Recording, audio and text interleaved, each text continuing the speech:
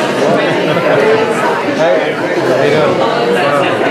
I don't think I told you yet. I'm going to be getting a new assignment. Oh, there's more change. When is it? So changing jobs. Yeah, I'm going to a new section of the same division. It'll be very different work, but similar projects, different team. What are you working on? I should be able to answer this question in like elevator speech. Right, I don't have it yet. We're going to a section called integrated planning section, which so we in my section we're responsible for watershed by watershed, kind of planning and developing projects within flood control infrastructure. The section that I'm going to is going to, I think, be in charge more with thinking big picture about flood control districts with more medium to long-term planning. I think we're going to be, for example, doing like a district-wide master planning. There's been a big push recently for water resiliency, moving into how we can boost our regional water capture. So it's a lot of kind of like fluffy. There's not going to be a lot of hard like bulldozers and there's not going to be a lot of actual construction stuff. It's going to be one or two steps from More planning? Planning, because again, what water is supposed to be doing is planning. It's also be like planning and planning. Because I think there's been, the past 10 years, 15 years, a lot of things have changed. The central district did business the same way that we built big concrete things for like 100 years. Then it's like, hey, we have these water regulations to work out. We're starting to have a business plan to really set up to meet their water quality regulations. And then the next step is going to be what we're going to do with our flood control infrastructure. Like, we still have to plan for flood control. So that's a question. Like, we know, like, I don't know if you've heard about Oxford Basin. It's just up the street. It's just a picture. And that was one of my favorite things I've been able to work on. It was a project that we completed about 2 years ago, I guess. Like, it hasn't been that long. It's a flood control facility. Man, look at that. It's beautiful. Oh, cool. There's that little berm in the middle there. Water goes in. There's 2 tide gates that are connected to the ocean. So water goes in one tide gate and comes out the other. Yeah. So it's a multi-benefit project that was purely flood control. Then we added to it habitat restoration, bike path. Bike path was there. We added a walking path, the lights, fencing. Quite easy that you can do that. We did. We had a 4-4 permit. Alright. I know. That's why you left.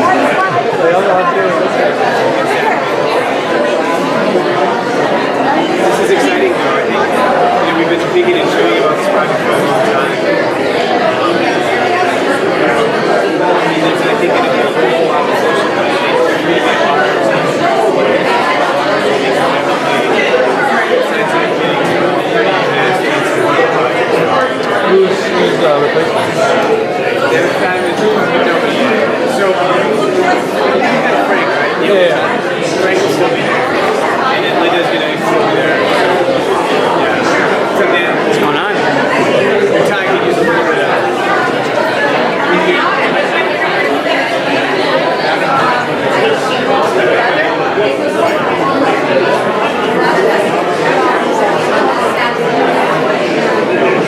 I don't know if you've heard, but Board of Supervisors is considering double date dam.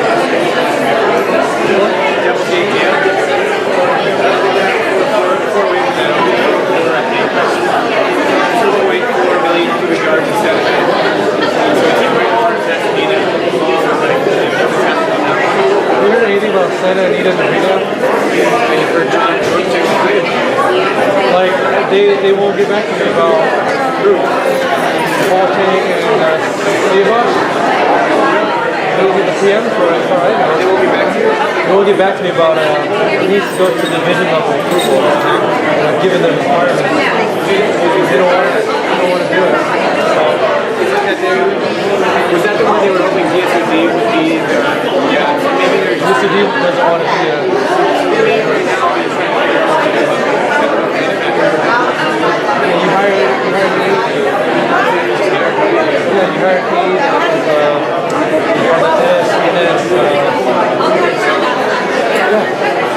like, well, if we do that, they're biased.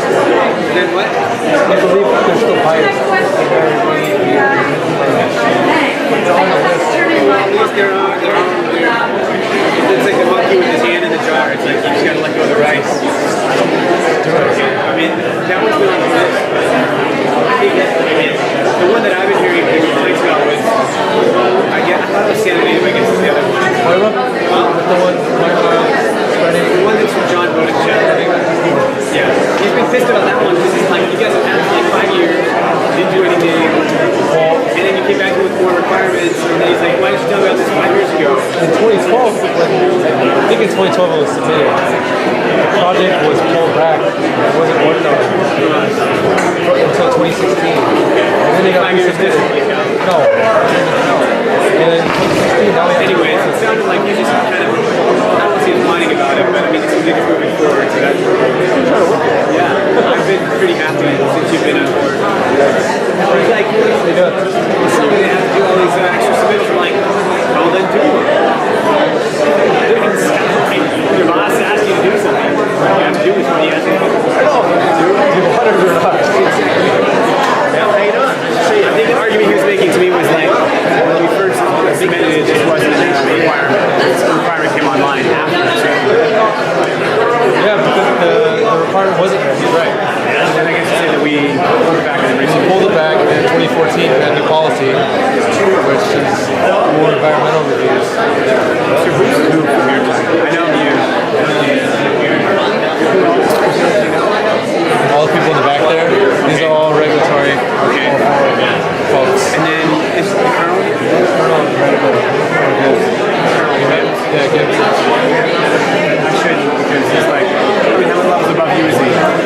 Highest. Yeah, how many levels between you and him? At least 30. Yeah, same situation. I would say higher. Okay, well, then you go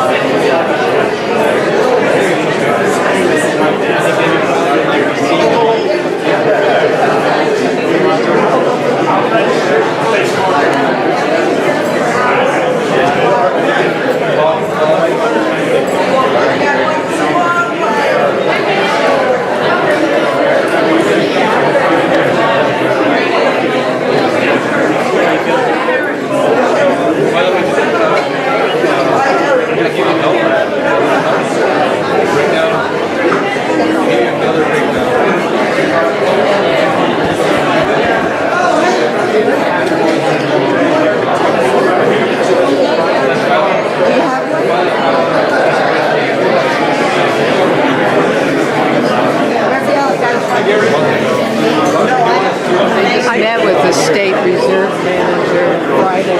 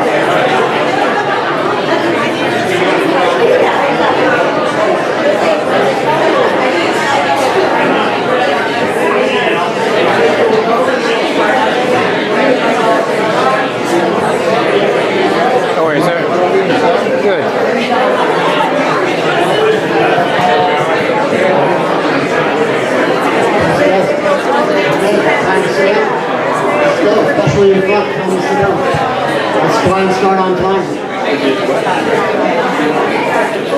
All right?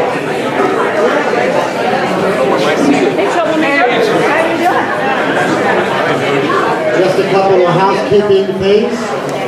And one of them is that we want to keep the room kind of quiet so others can hear. All right? So the restrooms are through this door, and there's a water fountain there too. And you all know where the emergency exits are? You can hear me? Not at all. Okay, I'm Brody from the Department of Fish and Wildlife, and I just wanted to let you know, just housekeeping. So the restrooms are right here with the water fountain, and the exits are along the sides, you know where they're at. You all got parking passes, because you're only good for 90 minutes right here. If you're going to be here longer than 90 minutes, go park in the adjacent lot. That is for weekends and holidays. All right, I stand corrected. But we were told by Beaches and Harbor that they've provided us with free parking passes, and you guys could go to the 2 adjacent lots and stay till 10. All right.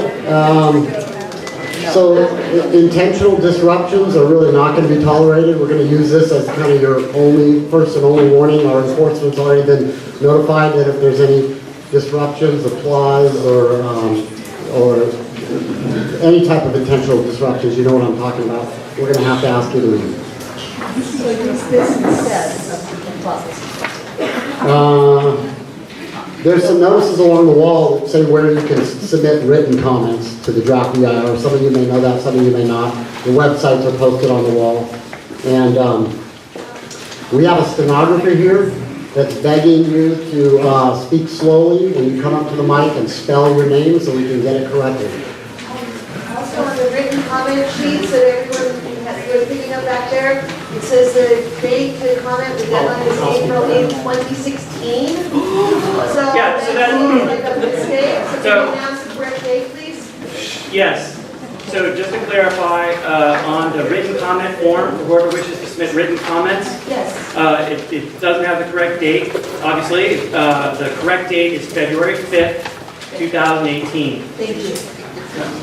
And just to let everybody know, what we're going to do is we're going to have people representing groups are going to speak first, and then we're going to get to individual speakers. And with that, I'm going to hand you over to Colonel Gibbs. He'll get to that. I will talk about all those things. First, good evening. Thank you all for coming out. I'm Colonel Kurt Gibbs of the Los Angeles District of the U.S. Army Corps of Engineers. If I say USACE at some point during my comments, that means U.S. Army Corps of Engineers, and I'll apologize up front for that. It will save a little time and allow you more time. But on behalf of the Corps of Engineers, I'd like to welcome you to this public meeting, this public hearing. And we're really excited about this. One good thing, I was at a public meeting just a couple of weeks ago, and that public meeting was competing with the World Series.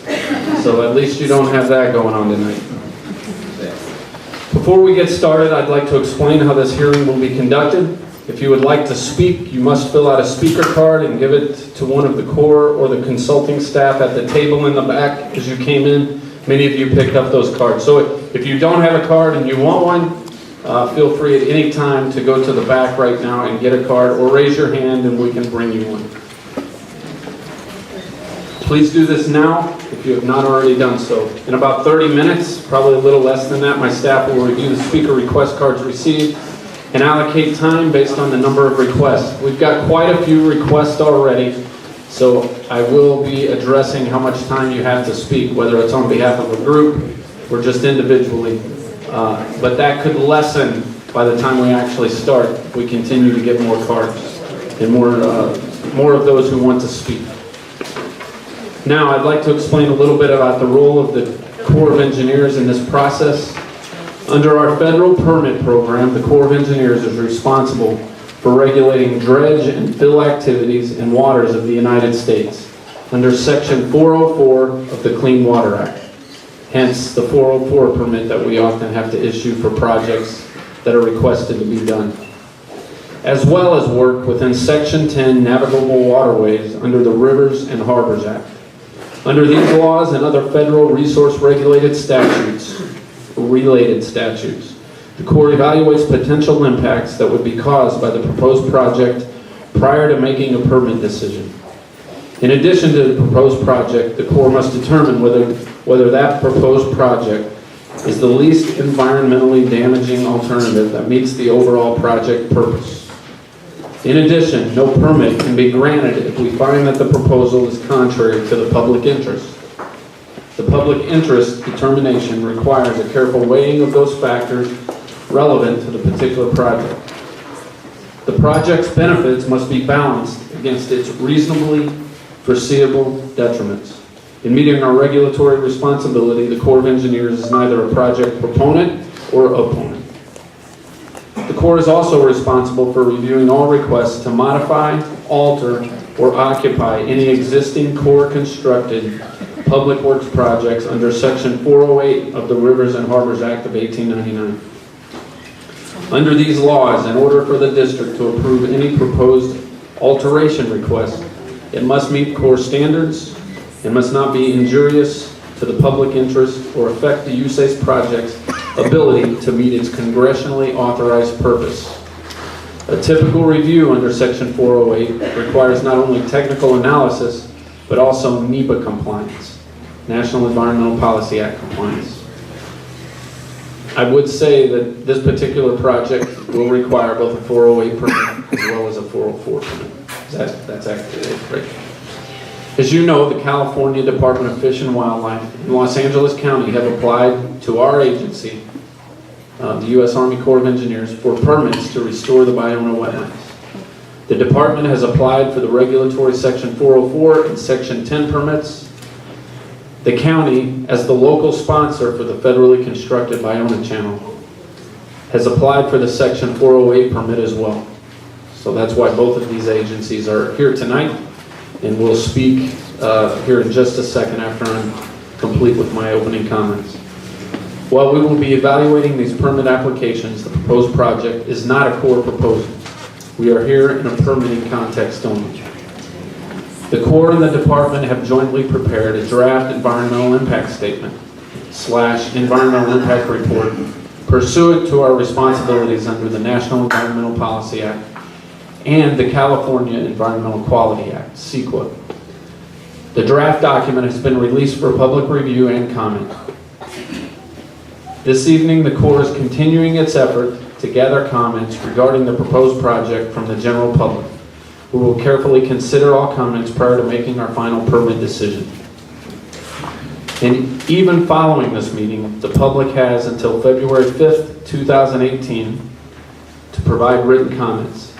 So you have nearly 3 more months to submit comments.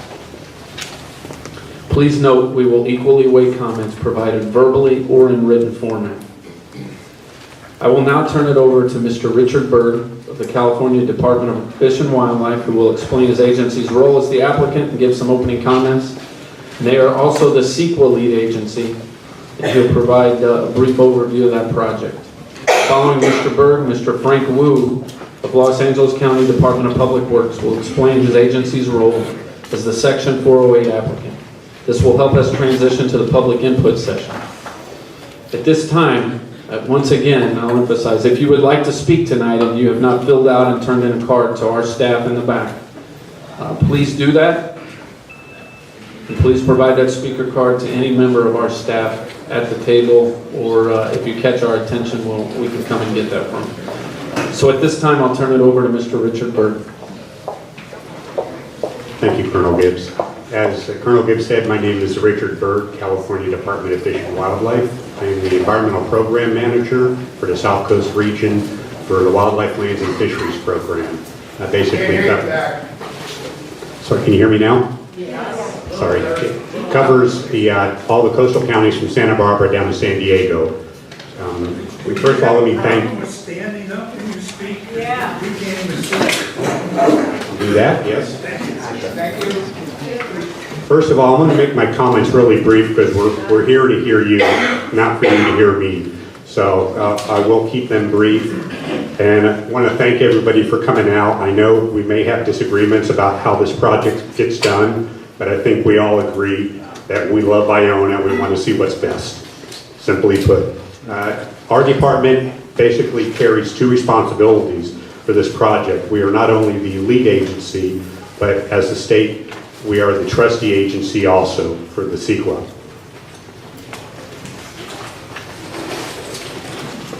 Okay.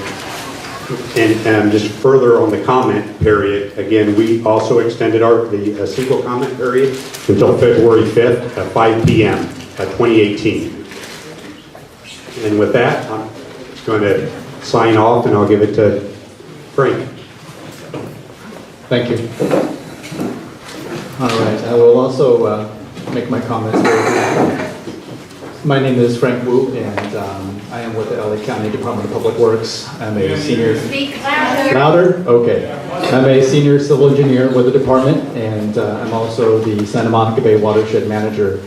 And in that capacity, my job is to conduct the long-term infrastructure planning for the flood control district, and including the areas within the Bionic Creek watershed. Still can't hear me. All right, even with the mic. Okay. Now, Colonel Gibbs has already more or less described the role of the flood control district, and we are the local LACTA agency responsible for the operation and maintenance of the Bionic Creek flood control levee. And because of that, we are also the applicant on the Section 408 permit that the Colonel mentioned. The district's role, in addition to that primary role, is of course to ensure that the project provides adequate flood protection, which is our first and foremost mission.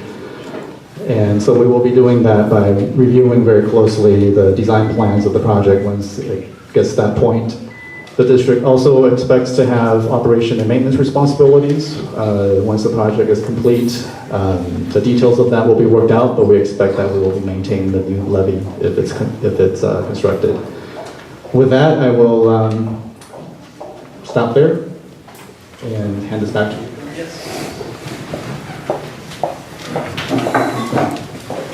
All right, I will stand up as well then. All right, we will be taking oral testimony. We're real close from the public. In the order we have received your speaker cards. Again, some individuals, I think there's about a stack of 10 are speaking on behalf of a group. Others are speaking on their own behalf. We have decided how long you have based on the number of speaker cards we've received so far. Groups will be given 5 minutes. They'll be given 5 minutes. And when that person steps in front of the mic, we would ask the group to stand up so we can acknowledge the group, and then you can sit right back down. But we would ask that, please. So those speaking on behalf of groups have 5 minutes.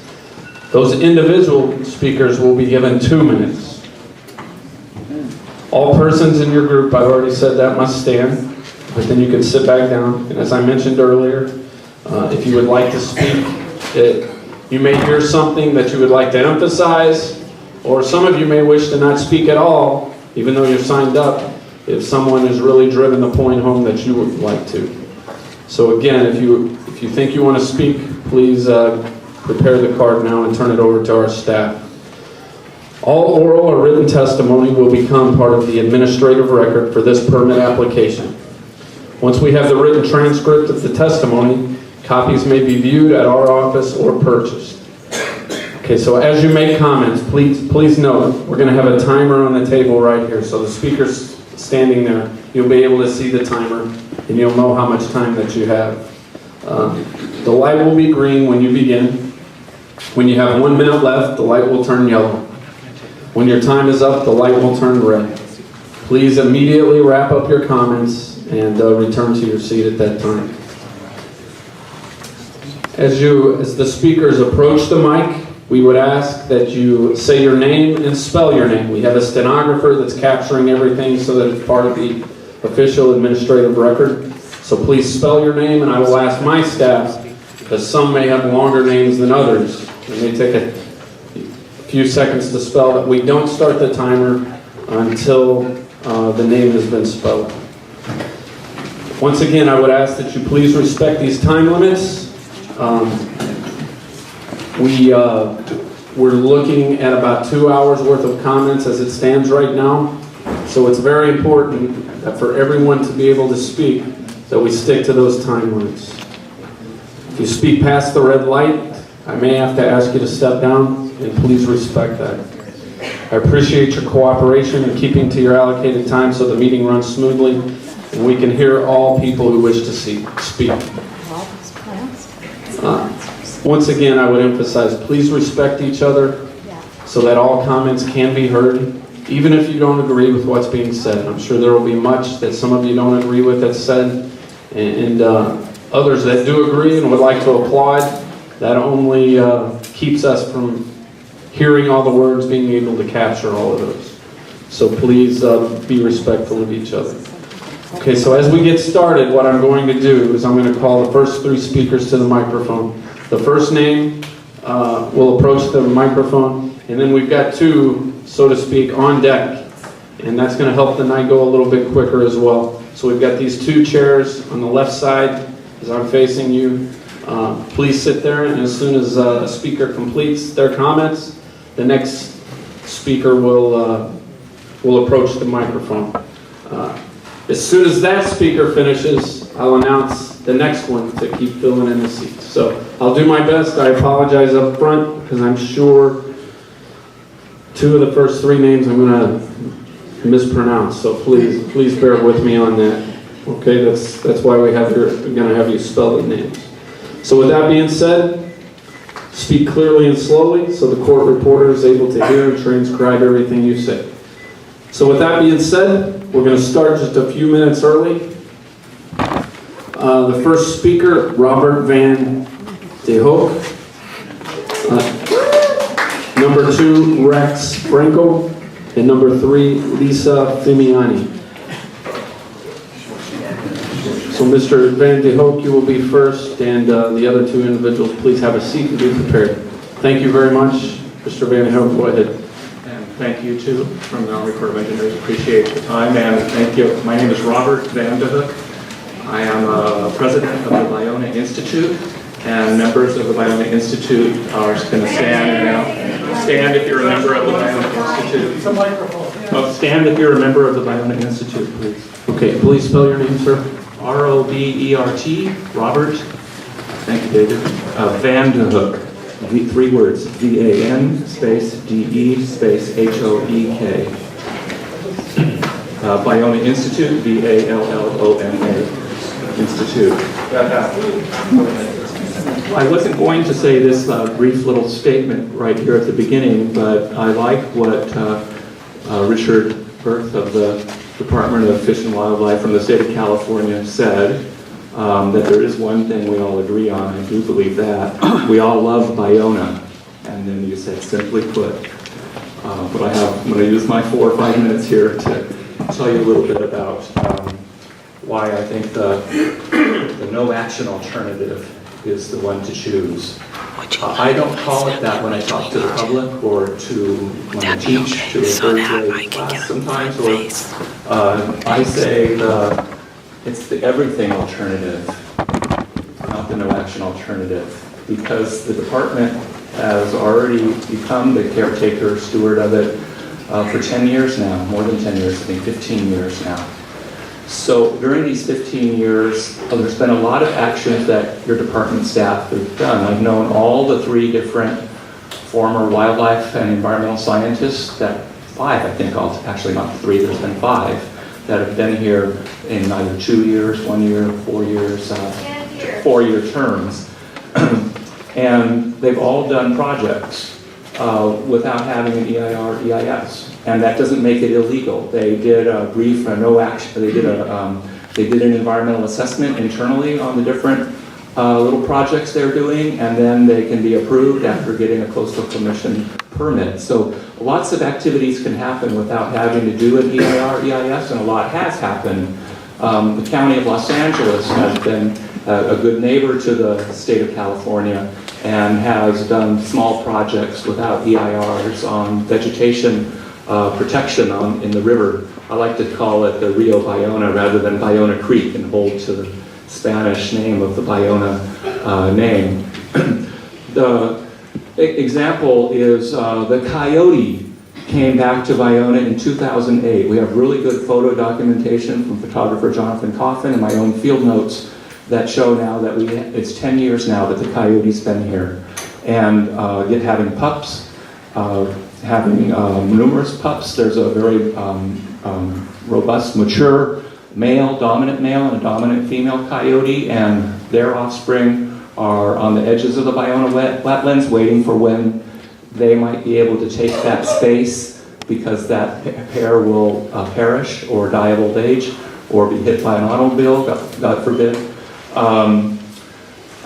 So there was no EIR or EIS done for bringing back the coyote. And that's where I choose the word recovery to use. The federal government uses the word recovery. They have recovery teams, recovery leader, recovery plans for endangered species. I think that recovery plans are useful for sensitive species, for common species too that are coming back. An endangered species called the El Segundo blue, one of our smallest butterflies, is federally listed and has a recovery plan. Does the blinking blue light mean my time is running out? 1 minute left, approximately? Is that 1 minute left? 1 minute left. Okay, thank you. I can no way touch on all the different species. I've just barely done the coyote and the El Segundo blue. There is a rare plant that I've just discovered, but I haven't even shared this with the department, or I've just mentioned it to a journalist. But I will tell you more about this plant in the written comments. And it's in the area where you want to do bulldozing under all the 3 alternatives, and then after the bulldozing you want to build a large berm on top of that. And it's a really rare special plant of the California Native Plant Society, and may get onto the list as endangered during this project happening. I certainly can work to get it imperiled quite quickly by the department. And that's my time, but recovery is happening. Numerous species are coming back at this time without an EIR. So I think the no action alternative is the choice to go with. Thank you. Thank you, sir. Mr. Frankel, would Ms. Gretchen Nordholm please come up? Mr. Frankel, go ahead. Yeah, hi, I'm Rex Frankel. I've been working to save all the Viona wetlands and uplands since 1985. I'm the president and legal director of Viona Ecosystem Education Project, and the spelling of my name is REXFRANKEL. Of the alternatives, if number 3 eliminated the dredging of Parcel A and featured historically accurate small creeks in it, then there'd be something to talk about. As it is, no project alternative is the only one that I can endorse at this moment. My main message to you is this. Your plan simply switches the locations of the wetlands and the uplands at Viona. This switcheroo is a huge waste of our money. Restore the Viona wetlands where they are now. Restore the Viona uplands where they are now. You don't need to destroy Viona in order to save it. There are many legal deficiencies in this environmental impact report. 1, your project violates the Coastal Act because it is not a restoration, and that's all the Coastal Act allows in a wetland. 2, your project violates the U.S. Clean Water Act because it floods the wetlands with polluted street runoff with no plan to clean it up. It is illegal to degrade the water quality in federally delineated wetlands, which is what the Viona wetlands are.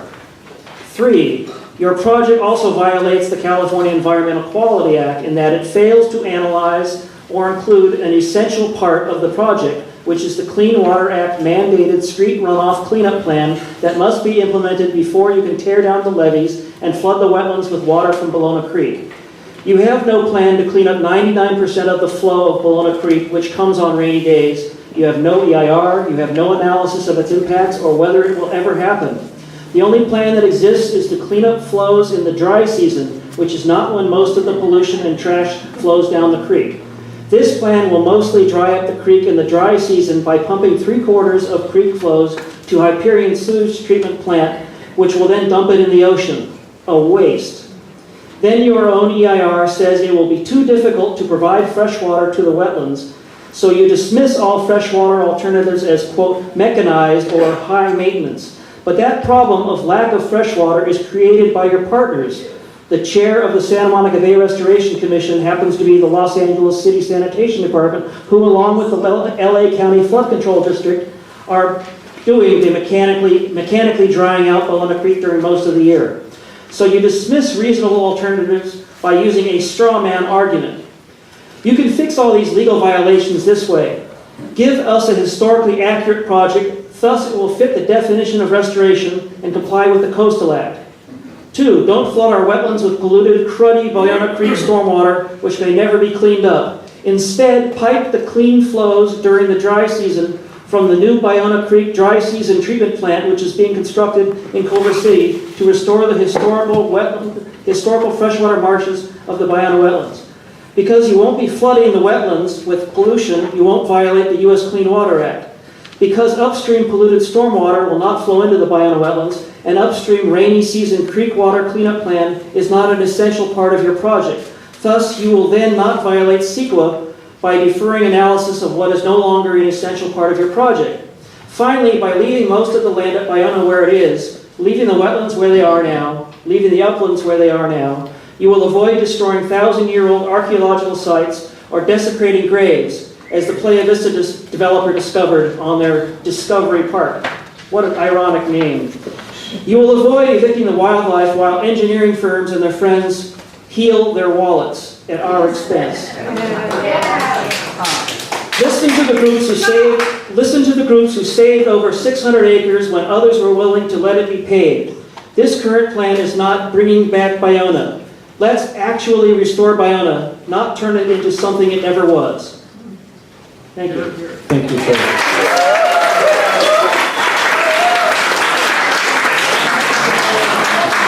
Okay, I would please ask you to reduce the length of the applause.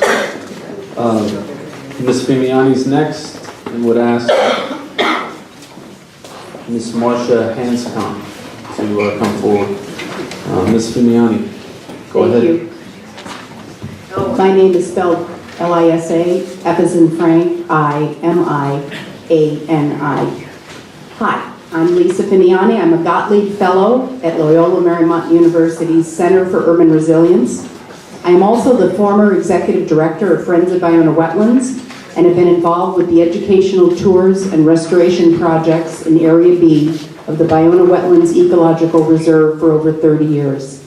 The Center for Urban Resilience recently joined as a new member of the Wetlands Restoration Principles Coalition of local nonprofits and organizations, which originally formed in 2015 to agree upon fundamental principles of sound wetlands restoration, not only at Ballona, but also in other critical wetland habitats up and down the state.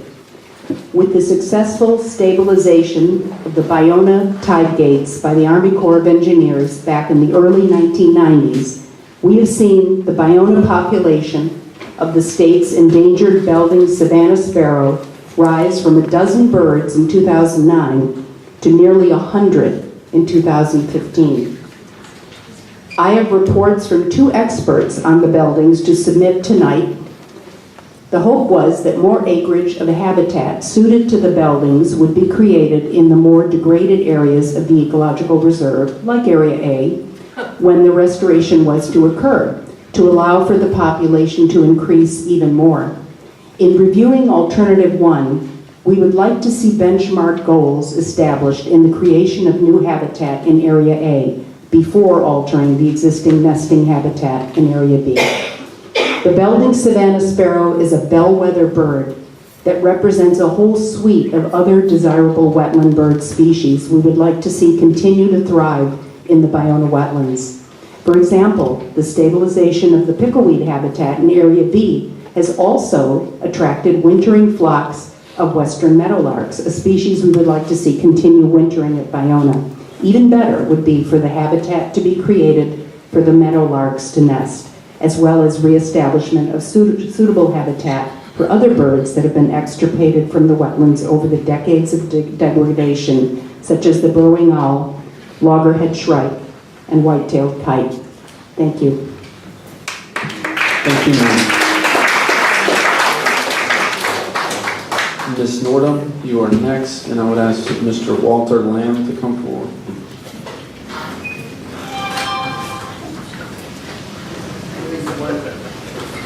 Ma'am, go ahead. Hi, I'm Gretchen Nordham, Nordham is my last name. So, I'm not a scientist, I'm just a local resident of Playa del Rey, and I'm a fan of the birds. So, I'm speaking for the birds tonight. I'm speaking for the owls. I'm speaking for the great blue heron rookery. I'm speaking for the egrets, and one of my personal favorites, the plovers. The plovers are these darling little birds that dart around on long legs, and I see them when I'm riding my bike along the bike path on the earthen berm, and they congregate in big flocks, and they dash back and forth, and they're darling. So when I think about restoring the wetlands, I wonder how can bulldozing the wetlands be the right thing to do? With so many species and individual sentient beings living there, how will the environmental impact consider each of them?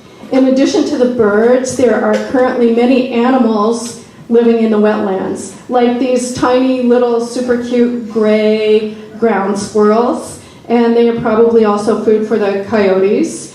I don't know how those little ground squirrels can stand up to a bulldozer, and all the other little animals that live underneath the ground. So what I understand is that the project proponents say they want to remove the concrete channels and replace them with earthen levees. But the fact is that the levees west of Lincoln are already earthen levees.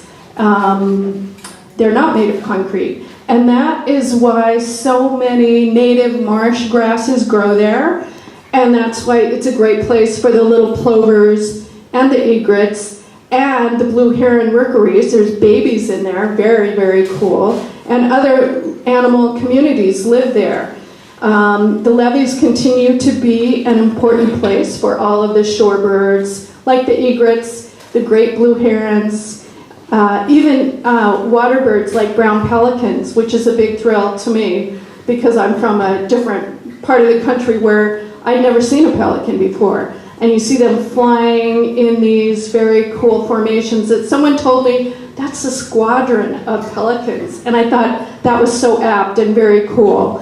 And I do see them often along the shore there.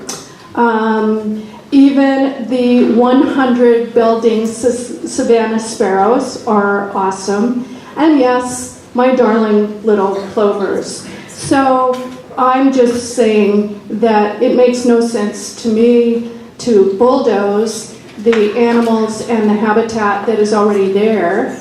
I do think the wetlands perhaps need more fresh water, but they don't need to be flooded with salt water, and they certainly don't need to be bulldozed. Thank you.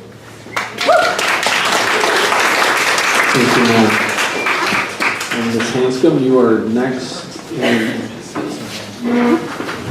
Mr. Robert Lorraine, please come forward as well. Ma'am, go ahead. Thank you. Honorable Colonel, thank you for being here. I'm really glad to see you here. Our Congress member has been working to try and get a meeting with you, with those of us who are leaders of the coalition called Protect Ballona Wetlands and Wildlife. And we would very much like to do that at some point with our Congressmember Liu. And I'm sure Congressmember Waters, who actually has half of the wetlands area, would love to have someone there too. The reason is we've heard that there were actually some big concerns in the Corps which held this project up for some time, and we'd like to know in more detail from some of your engineers what some of those concerns are and how they were resolved, etc. But you know, I keep seeing this new phrase that those who want to do this project are saying, bring back Ballona. And you know what? Ballona's back. Ballona is here. Reminds me of Make America Great Again. America's here. I mean, Ballona is here. And if you would look at Jonathan Coffin's Flickr page and look at all of the amazing photos of wildlife that he has taken over the last 10 years out there, you could in no way say or conclude that only 8% of the wetlands are even semi-functioning. That's what they're saying. It's just not true. And that's because there's a kind of a miscommunication or misunderstanding of what the Bio and Wetlands Ecological Reserve is. It's a mosaic of different habitats. And ecological reserves are not necessarily all wetlands, and they're not all the same kinds of wetlands. There are wet meadows, there are seasonal ponds, there are freshwater wetlands. There are all kinds of different habitats out there. There are even non-native grasslands, which the California Department of Fish and Wildlife considers to be one of the most important and imperiled habitats in California. Not because of the non-native grass, but because of the native animals that use that habitat. And this is no different. That's why the great blue heron rookery is at risk if this project goes forward. Because the young herons that come out of the nests are actually in trees at Mariners Village, a residential area that's just filled with amazing big trees with herons, where the babies come out of the nest, and because those young herons don't know how to fish yet, it takes them a couple of years to learn refraction. And so they're going to survive, they have to eat the small mammals. And there are lots of small mammals out in Area A. Just walk around and you'll start falling into some of their holes. So it's really important that we look at the whole system. And I'd like to draw attention to a comic that was in the Argonaut last week. It was really interesting. It had a bunch of doctors around a bed, and in the bed was the patient, the Bio and Wetlands, looking like a bird. And it said, that the doctors were all arguing over what to do for the patient. The problem is that no one has said what is wrong with the patient. I haven't heard that from anybody. Everybody's suggesting, well, we have to put more salt water in, we have to take out the levees, but why? I sat through many, many, many technical scientific meetings when people were discussing this, and most of your agencies were not there, by the way. They were put together by private interests called the Bay Foundation, and at those meetings, they never said, what species are we managing for? Are we going to manage for any of the 9 endangered species that have been using these wetlands in the last 5 to 6 years? 9 endangered species? Or the dozens of species on the special concern list? Those are not covered well in your draft DIR at all. And so that would be the first question. Is what do we want to do for the least Bell's vireo? That because of the Great Recovery Plan that U.S. Fish and Wildlife Service has been doing down at Camp Pendleton, and those least Bell's vireos are starting to come north and expand their range, they started nesting here without any bulldozing. So what do we need to do to keep them coming here? That's the question we should be asking.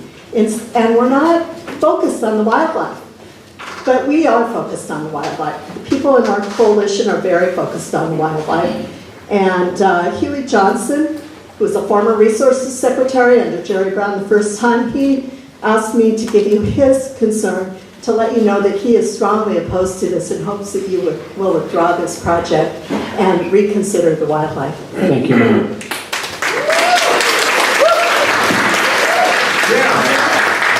Mr. Lamb, and I do apologize, I did forget to have the group stand up, but I'm gonna, okay, so we're not gonna worry about that? So Walter Lamb, and next up would be Miss Margot Griswold. Mr. Lamb, go ahead. Thank you. I'm Walter Lamb, W-A-L-T-E-R-L-A-M-B, like Mary had a little lamb. And I'm with the Bio and Wetlands Land Trust. We've been around since 1994, working to protect this ecosystem from encroachment. The first thing I would like to say is for everybody to take just a second to look around the room and see how packed it is, regardless of who wants alternative X and who wants alternative Y. This is a great showing, and I hope that the one takeaway that everyone leaves with tonight is this is a really important ecosystem, and it's a really beloved ecosystem by the public. So I'm really thrilled just to see the turnout generally. In terms of the draft AR, I also want to say I know a lot of work went into it. I mean, you know, it's obviously been a long time. It's 8,000 pages. Clearly, there was a lot of effort. The California Environmental Quality Act, however, is a self-regulating statute that has certain criteria that have to be met. And we just objectively, you know, our opinion is that those criteria have not been met. We have not formed an opinion yet as to what alternative we will or won't support. And we had expected this draft AR to provide a little bit more of an informational basis that we could really do sort of a weighing of the pros and the cons of the different alternatives. And we don't find that that's there. Specifically, under the current plan, on page 216 of the draft AR, Ballona Wetlands Ecological Reserve would become the first ecological reserve in the state to get a 3-story parking garage. And I've never in my life parked in a parking garage and taken an elevator down to the first floor to go hiking. So there's, again, just to stress, 138 ecological reserves across the state, not one has a 3-story parking garage. It's right there on page 216. It's in all 3 alternatives. And I'm a little disappointed to not hear more of the other groups speak up about that. That's something that we think is going to prevent this draft AR from becoming a final AR without revision. And I want to say it's not just the garage itself. The 2+ acres of existing paved parking was always intended to be temporary. The coastal development permit was, I think, given in 1988, and it was for approximately 5 years. So it's safe to say that that's well past its expiration date. We, I think, hopefully all the environmental groups agree that this ecosystem is already too fragmented and too approached upon. We don't have the luxury of giving away 2 acres to parking, which, by the way, is for the commercial businesses across the street and also some unrelated county agencies. So we need that land back. That's one thing I would say. I also think, again, without getting into the alternatives, because we haven't made a decision yet, it strikes us that 1, 2, and 3 is kind of like chocolate chip, and double chocolate fudge. And it's okay if you love chocolate. But what everyone needs to know is nobody's going to be eating any ice cream until this draft EIR is able to withstand a challenge. And again, CEQA is a self-governing statute. I know people say, oh, there's too much litigation. If we didn't have litigation related to CEQA in this state, we would have no CEQA, the California Environmental Quality Act. So I would ask folks to think about that also. The other thing I want to say is I'm a little concerned by this sort of American Idol approach to this, right? We have till February 5th, and thank you for the extension, to really delve into this and study. And I've been concerned by what comes across to me as sort of a commercial product launch. This isn't text, more people text 002 for alternative X or 003 for alternative Y. That's not how this works. So let's all get together. And if you're wearing a blue shirt, get together with somebody wearing, by the way, my green shirt is blank. It was a fashion choice, not a, I'm not with the bride or the groom tonight. But get together and talk through these things. There's some really interesting conversations to be had, especially for students. This is an opportunity to really delve into the science and think not about a light switch, right, off or on, but like a plane cockpit. There's a lot of different little dials on there that we need to be paying close attention to. And if we have too much polarization, we're going to miss some really important things. So again, I'm with the Land Trust. If you want to form a study group, it doesn't matter what, if you're leaning this way or that way, let's talk through it and really take advantage of the time that we have to make sure that we get this right. Because this is a really important ecosystem. And we can all take a breath and really see and try to map out the course that we're trying to take before we rush headlong, onto one bandwagon or another. And thank you. That's my comments for tonight. Thank you, sir. Mr. Durrani. And next, we will have our first individual, Miss Ruth Lansford. Come on up. Robert Doramy, R-O-B-E-R-T, D-O-R-A-M-E, probably going. I'm tribal chair of the Gabaleno Tonga Indians of California. I was born in Santa Monica and lived there, and in West Los Angeles and Westchester for most of my life. I have many ties to the land on which this project will take place. Thank you for the opportunity to speak about your proposed project regarding the 2 locations on your site that you have determined requires native participation. LAN 54, or South Area C, on one of your maps states that the soil from 3 to 10 feet is field and therefore sterile. In 2002, I was appointed as the most likely descendant from the Native American Heritage Commission to take care of the human remains uncovered at approximately 2 feet from the surface. I required that there be no soil disturbances for a 50-foot diameter from the burial location due to the likelihood that there could be additional remains or cultural artifacts. Do you know that when that fill dirt was installed, and will you be standing out there? Let me repeat that again. That there could be additional remains in that same general area. And do you know that when that fill dirt was installed, and will you be staying out of the 50-foot diameter that was established as a no disturbance zone? LAN 47, or South Area B, on land currently used by Southern California Gas, includes a village site. As the most likely descendant for the Playa Vista property, which I was, this village was one of the sites I had suggested for reburial of the ancestors uncovered at Playa. In the 1980s, human remains were found scattered on the surface at this site. I'm making the point because it was not in the report. However, there are additional sites that must be considered due to sensitivity of the land, which is considered traditional cultural properties that are directly adjacent to this site and seem to have been overlooked. I'm sure it could be rectified. LAN 62, adjacent to the boundary of Southeast Area B, a member of the Lopez family that owned land nearby and close friends to our family observed pod hunters digging up artifacts out of the area west of Lincoln in 1946 and loading them into boxes. At a much later date, I was appointed the most likely descendant for this area. Playa Vista, or the village of Quashnock, where my grandmother, 3 generations removed, lived and may well have been buried there, is directly across Lincoln Boulevard from the wetlands. I was appointed the most likely descendant for the reburial of remains found on that site.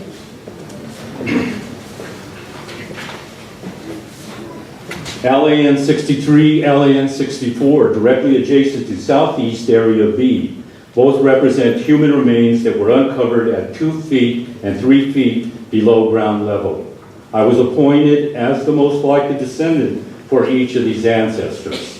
I'm hoping for the best results and the best methods used during the restoration. I love the wetlands and want everyone affiliated with this project to care as much as I do about this site. I think we're all in agreement about that. Thank you, sir. Next will be Ms. Griswold. And does it say doctor on here? But I will correct myself. I don't call myself doctor normally. I have a PhD and I have been a restoration ecologist for the past 27 years. I'm representing the Los Angeles Audubon Society. Margot Griswold, sorry. I would also say I'm a past president of the Society for Ecological Restoration California. And under the definitions of restoration, none of the alternatives presented is in fact a restoration, nor a revitalization, nor even an enhancement. They are all creation, and that's not restoration. Because the project description is so narrowly drawn, I think it's a CEQA issue, that only an estuarine full tidal system will fit the project description, which requires creation as this was not in the recent past a full tidal wetland.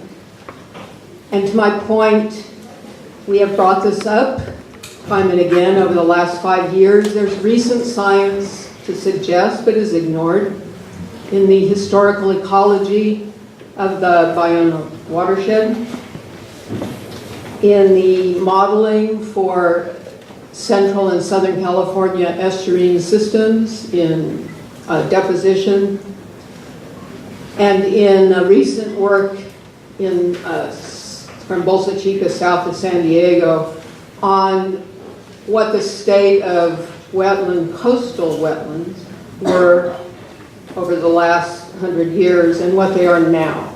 So coastal wetlands, as many of us in the room know, do not mean full tidal wetlands. So there are many types of coastal wetlands. From Bolsa Chica down to San Diego Bay, they've systematically been reworked to be full tidal wetlands.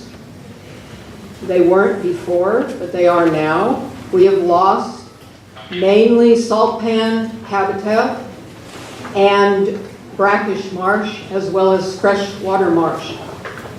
The least lost was full tidal wetlands. However, in restoration, what is the most we've gained? Full tidal wetlands, and have homogenized the entire south coast. I would beg you to consider a more elegant plan for Bayona, to not homogenize Bayona into full tidal wetlands, to build berms, as Russ Frankel eloquently put it. Am I up? You're up, ma'am. Okay, well, let's restore Bayona. Thank you, Doctor.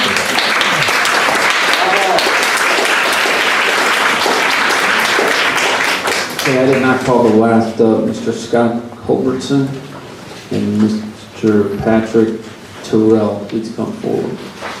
And Ms. Lansford, go ahead. Thank you. My name is Ruth Lansford, and I'm the founder of Friends of Bayona Wetlands. As the founder, I'm very proud of our organization's membership in the Wetland Restoration Principles Coalition. Since the release of the EIR in late September, the Coalition's various committees have been hard at work analyzing a long and complicated document. We thank you for the extension of time to reach a decision on the various alternatives. Our guiding principles demand that we endorse a robust restoration. Our final choice will be in our written comments. I do want to address alternative 4 today, the do-nothing alternative. As a resident of Playa del Rey since 1960, I understand the affection for Bayona as it is now. My family and I have enjoyed this rare open space in crowded LA. My children grew up playing there. In fact, my sons introduced me to the wetland. In its own way, Bayona is a charming and intriguing place. It is also a severely degraded wetland, and doing nothing will be its death sentence. Humans have repeatedly abused Bayona, reducing it from 2,100 acres to less than 600. Only 18 acres still function as wetland. For over a century, it's been a steady march to slow death. There are successful restorations up and down the California coast, the latest being Malibu Lagoon. At Bayona, the creation of the freshwater marsh has changed what one biologist called a biological junkyard into a flourishing marsh with new nesting and foraging places for wildlife, as well as improved water quality. All of these projects have employed mechanized methods and could never have succeeded without them. The taxpayers have spent a lot of money to purchase Bayona. We did not buy it to keep a pleasant playground for locals, but to restore a wetland. I see Bayona restoration as similar to surgery. Ask yourself, if someone you love Your time is up. needed life-saving surgery, you wouldn't say no because the surgeon has to cut into flesh. Restoration will be major surgery. Bring back Bayona. Thank you. Okay, thank you, ma'am. Okay, I apologize, I did not announce from that point forward 2 minutes. Ms. Mesa Frechette will be next up. Mr. Culbertson, you are up. Thank you. Hi, good evening. I'm Scott Culbertson, CUL. Hi, I'm Scott Culbertson, CUL, BERTSON. I'm the Executive Director of Friends of Biono Wetlands. The Friends is a founding member of the Biono Wetlands Restoration Principles Coalition, and we support the analysis and recommendations of the group to bring back Biono with a comprehensive science-based restoration. Restoration will increase habitat quality and support abundant native wildlife, protect the wetlands from flooding and the impacts of climate change, and open compatible public access to trails for education and exploration. Each year, more than 9,000 children and adults from all over Greater Los Angeles participate in our community restoration and education programs in the wetlands. Of them, more than 7,000 are school children. We inform, we restore, we protect endangered species, and we educate our visitors to be environmental stewards. We do all of this on the only 30 acres of restored habitat in the wetlands. Imagine what we could accomplish if all 566 acres were restored and functioning. How many more visitors from all over Los Angeles and all over the world could explore the beauty and the wonders of Biono? We advocate and support public access to this beautiful and important land. Doing nothing means the wetlands will die. Doing nothing means the wetlands will continue to degrade as invasive plants take over. Restoring Biono wetlands is a no-brainer. It should not be controversial. Thank you, sir. The next speaker is Mr. Terrell, and John Davis, you can come on up here on deck. Good evening. My name is Patrick Tyrrell. That's Tyrrell. I am the program manager at Friends of Biono Wetlands. For the past 7 years, I've participated and led habitat restoration work at Biono. While the work to remove invasive species by hand and plant and seed by hand is important and rewarding, it is wholly unsuited to the type of intervention needed to undo the misdeeds of the past and restore a functioning Biono wetlands. We need to remove the fill that was dumped on top of the historical wetlands. We need to stop the rampant march of invasive species, and we need to reconnect the wetlands to the historical floodplain. And none of this can be accomplished without the right tools for the job. Quite simply, we need to make the wetlands wet again. That's the only way to bring back Biono. I support the position of the Wetlands Restoration Principles Coalition and look forward to seeing a restored Biono for future generations. Thank you. Thank you. Ms. Frechette, please come forward. And next up will be, it's written here, so Dr. David Delaney. Hello, and thank you for your time. My name is Nessa Frechette. That's NEYSAFRECHETTE. I'm the field biologist for Friends of Biono Wetlands, which is a leading member of the Wetlands Restoration Principles Coalition Steering Committee. And I would like to voice my organization's support for a robust and science-based restoration plan that brings back Biono to its once highly functioning and biologically diverse condition. Right now, 97% of Biono is highly degraded. Only a small portion of West Area B actually functions a little bit like a wetland, and we want the rest of Biono to reflect that as well. Most of Biono is actually covered in non-native invasive weeds, especially in Area A. Biodiversity would bring resilience to a changing climate, increase the health of this ecosystem, and protect sensitive species. I urge that the salt pan, one of the last historic remnants of this area and a very rare habitat type, be protected and preserved for as long as possible. This area is incredibly important to migrating birds and could serve as a nesting site for the endangered California least tern. A thorough restoration can increase diversity. The Bell's least vireo nesting habitat in the riparian corridor was created by bulldozers. An additional habitat in South Area B is supported by freshwater from the freshwater marsh and should be safeguarded from tidal inundation that could kill the plants. Also, rare plants have been identified in Area C, and they should be protected, and fill that's placed in those areas should be placed carefully to avoid negative impacts. I believe it is your intention to protect these resources, and we... John Anthony Davis, JOHNANTHONYDAVIS. I'm ready to begin. First of all, the Baiona wetlands are a freshwater environment, as can be seen from the historical photograph. This is not saltwater. The freshwater recharges the aquifers that have been designated by the state as a potential source of drinking water under the Porter Cologne Act. People cannot drink salt water in an emergency. You're not allowed to do this. It's a violation of Porter Cologne. Baiona is not and was not filled with salt water. Colonel Gibbs, as you well know, this project is within the geographic scope of an existing project authorized under Public Law 780, House Document 389. And it's impermissible for you to do this without first consulting Congress, as the Congress did request. As you can see, the map that was approved by Congress, the General Plan of Improvement for the project, encompasses the wetlands that you're proposing to bulldoze and destroy and turn into a saltwater environment that never existed before.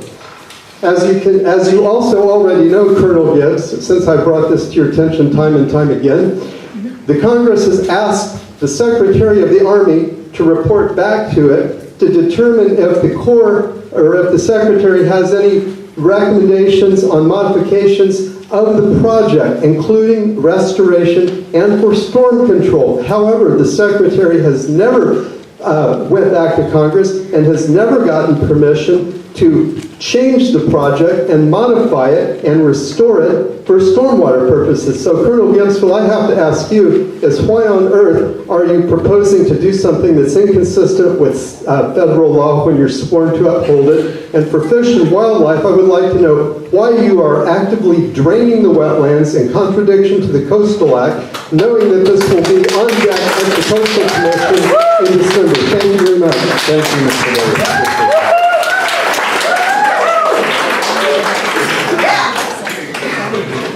Okay, Mr. or Dr. DeLange is next, and on deck, Ms. Catherine Tyrrell.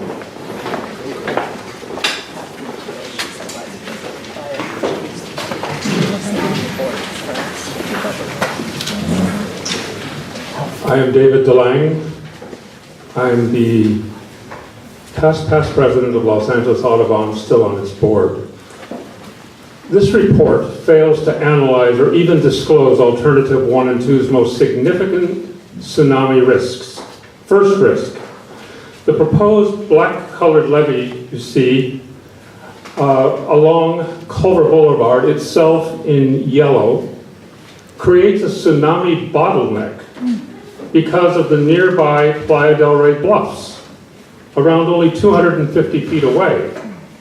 A tsunami of size would gather relentlessly in huge rising volumes along the west-looking bluffs and escape through this low-lying choke point, deluging Culver Boulevard, the designated tsunami escape route. Tsunami expert J.R. Wiggins, in his oft-cited LA City tsunami study, tells us that there's statistically a 100% probability of a 9.6-foot tsunami hitting Baiona during the next 100 years. It's not if, it's when. Second, the report neither analyzes nor discloses the more specific effects of tsunamis created by nearby earthquakes, for example, along the Santa Monica Bay faults. The possibly resulting liquefaction caused by the shaking could cause the sinking of this levee here, along which people will be escaping if there's a tsunami on the pedestrian and bicycle pathways. The stronger the levee is made by heavy armoring materials, the greater will be its fall. And then sea rise has never been added to the analysis of these two problems I've just indicated. It amplifies the problem. I walked the desolation of Sendai, Japan in 2012. You don't need a weatherman to know which way the wind blows. Thank you, sir. Wow.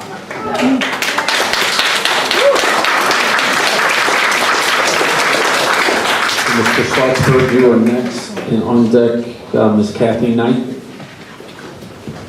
Hi, I'm Mark Salzberg, M-A-R-C, Salzberg, S-A-L-T-Z-B-E-R-G. I'm representing myself tonight, but I'm a member of several organizations that have been active in the Ballona wetlands protection effort. I guess what I want to say starts with the word, what we're considering, which is Ballona wetlands restoration. And the problem with that is the word restoration. As Margot Griswold and several others have already alluded to, restoration would be to something that existed in the past. I want to quote from a report that is on the Ballona, it's on the doc.ballonarestoration.org site. It's called Ballona Historic Ecology Report 2011. It says, our data suggests that at most times there was only moderate or no tidal influence, and the area was dominated by freshwater inputs from the watershed. So the very report that defines the starting point of what you want to restore to says it's not a tidal system. The problem here is that you've got to have, in order to judge degradation, you have to have 2 points. You have to have the point of origin, and you have to have the point of what you're comparing to today. The problem with this restoration is they've selected the wrong point of origin. It's as simple as that. And because they are trying to restore to that point of origin, the EIR is flawed to a point where it can no longer stand. So that's my comment on the content. I see I'm out of time. I'd only like to say we need more time running into the holidays for this type of comment. Okay, sir, thank you. Yeah. March 24th. Terrell, you are next, and Ben Hamilton is on deck. Go ahead, ma'am.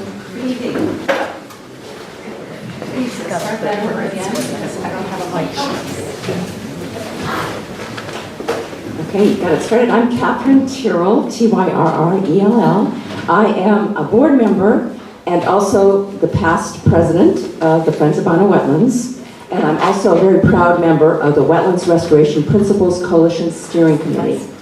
And I wanted to note that that group has at least, just the steering committee, at least 25,000 people that it represents. So it's a very significant group. While professionally my expertise has been in the field of environmental policy and stormwater quality, today I speak as a 30-year resident of this area, Playa del Rey and Playa Vista. And I am very aware that much of what is called the Ballona wetlands is not really wetlands at all, but merely fields of non-native vegetation with little to no tidal flow and certainly inadequate public access. I completely support the goals of the Wetlands Principles Coalition Steering Committee that were developed specifically for Ballona. We focused on increased sustainable habitat acreage and quality. We focused on increased tidal flows that are balanced with functioning ecosystem, and we focused on increasing public access that is compatible with habitat protection. After reviewing the document for the last 6 weeks, the coalition finds that the elements of Alternative 1 and 2 will likely be the most successful in meeting these goals and bringing back Ballona. The no project alternative is really an absolute no-starter. You've heard other people talk about that. And while I personally love freshwater systems, like the mechanically sculpted freshwater marsh at Ballona, the dredge-filled and weed-infested Area A is totally isolated from any former watershed, and talk of it being a freshwater system is really meritless, as discussed in an alternative that is presented in the draft EIR-EIS. However, some details for solid decision-making in the draft document are lacking. For instance, the placement of fill from Area A is assigned to the alternatives in a manner which seems to reduce the wetland acreage in Alternative 2, but is not necessarily an attribute of only that alternative. We also see that details on mitigation are lacking and would want to see very complete mitigation plans moving forward. But thank you very much on behalf of the Friends and the Coalition. Thank you. And bring back Bynum. Thank you.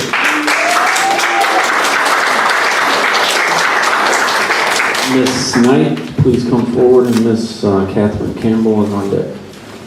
Yes, Kathy Knight, K-A-T-H-Y, K-N-I-G-H-T. I've been volunteering for the past 20 years to get this land saved and to protect the wildlife and the plants on this land. I really want to see a freshwater alternative study. I can't believe it wasn't even studied. And we really, really, really need to see that so we can talk back and forth. What's the benefit? What's the down? It's basically, from everything I've ever seen in the last 25 years, it's a freshwater wetland. And we have the whole Bionah watershed there. It goes down into there. And I have pictures. I gave you each a letter that you will get at some point. I handed it in tonight, showing all the fresh water in there. Playa Vista had tons of water over there, frogs over there. We really need freshwater wetlands, as you've heard tonight. They're all being turned into saltwater wetlands. We really need to save freshwater wetlands for frogs that are not doing well on the planet, for the birds that migrate along here. And we can clean up the water in Bynum Creek, bring it back in. The wetland just needs water. It's been dry lately in terms of rainfall, and it needs the Bionah cleaned up water, the Bionah Creek coming back into it, and it'll do a lot of restoration itself. Also, we don't want to see I don't want to see bulldozing. It's killing a lot of the wildlife. The California Department of Fish and Wildlife has life at the end of it. I don't want to see animals killed. And also, there needs to be a hydrology study. I've been told that Playa Vista is pumping a lot of water out daily, and it's just going into the ocean. How much water is being pumped out, and why isn't that water going back into the wetlands? So we need to do that. And this project, the alternatives that you come up with, look more like a flood control project for Playa Vista with 20-foot berms that people wouldn't even be able to see into the wetlands. So this doesn't make sense. In Area A dredging, I've talked to people that have studied that history over there, and Time's up, man. it's just fill. It's not from Marina Del Rey. They use that dirt to make Marina Del Rey taller so they can build buildings. That is not dredge from Marina Del Rey. Thank you, ma'am.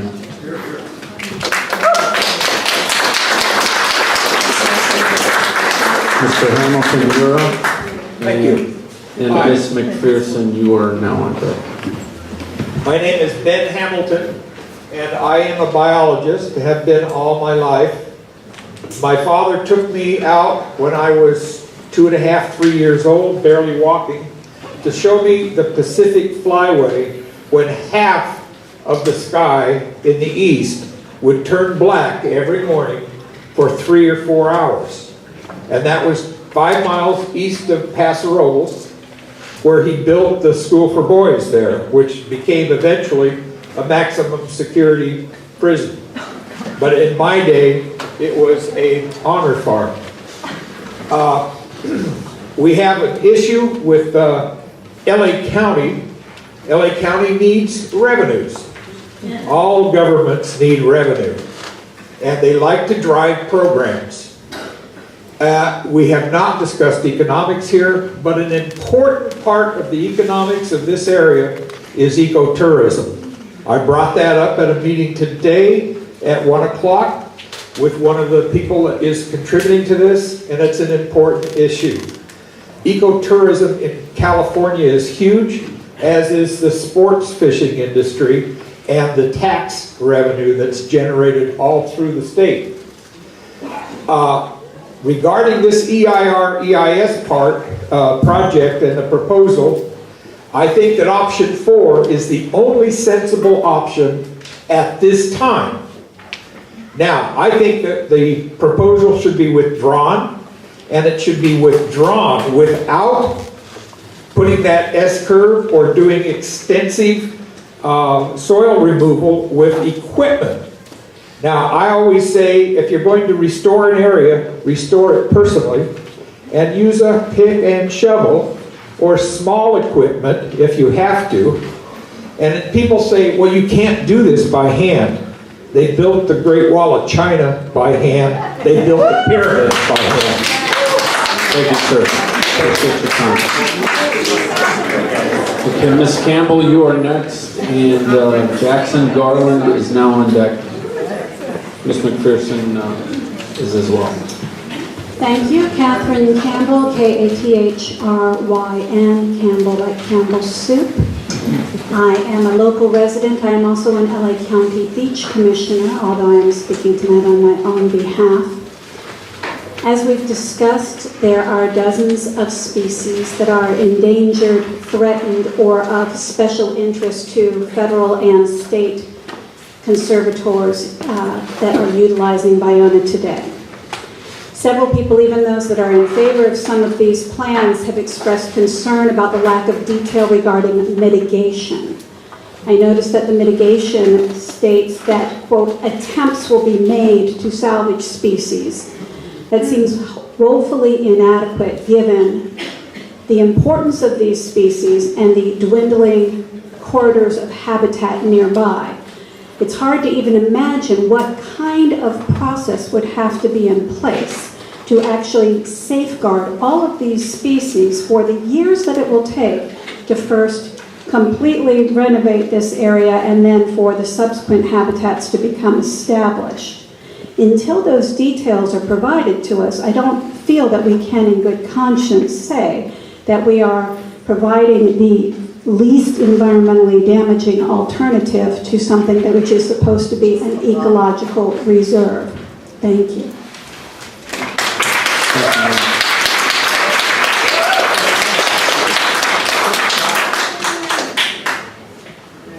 Hello, my name is Jackson Garland. It's Jacksongarland. And while today is my 16th birthday, I am here to share something much more important to me, you, and the environment: the slow destruction of Bionah wetlands. The wildlife and lands in Bionah wetlands must be protected. We do not live in this land, the birds of Bionah do. We already have too many stories about people losing their homes due to natural disasters. We can't let this happen to animals that live there. At least humans have the ability to rebuild or move to a motel, but once animal habitat is destroyed, they have nowhere else to go. Just like Oxford Lagoon, there was a restoration project. The government decides to remove any non-native trees because they claim that the trees were diseased. Those have been there for over 50 years and were vital nesting areas for some endangered birds and the monarch butterfly. When they began this construction, herons were displaced and traumatized from this greedy act. They say as you don't learn about history, even this recent event, it is bound to repeat itself. The environment is home for all, not something to take advantage of. We must preserve this land for future generations. Thank you.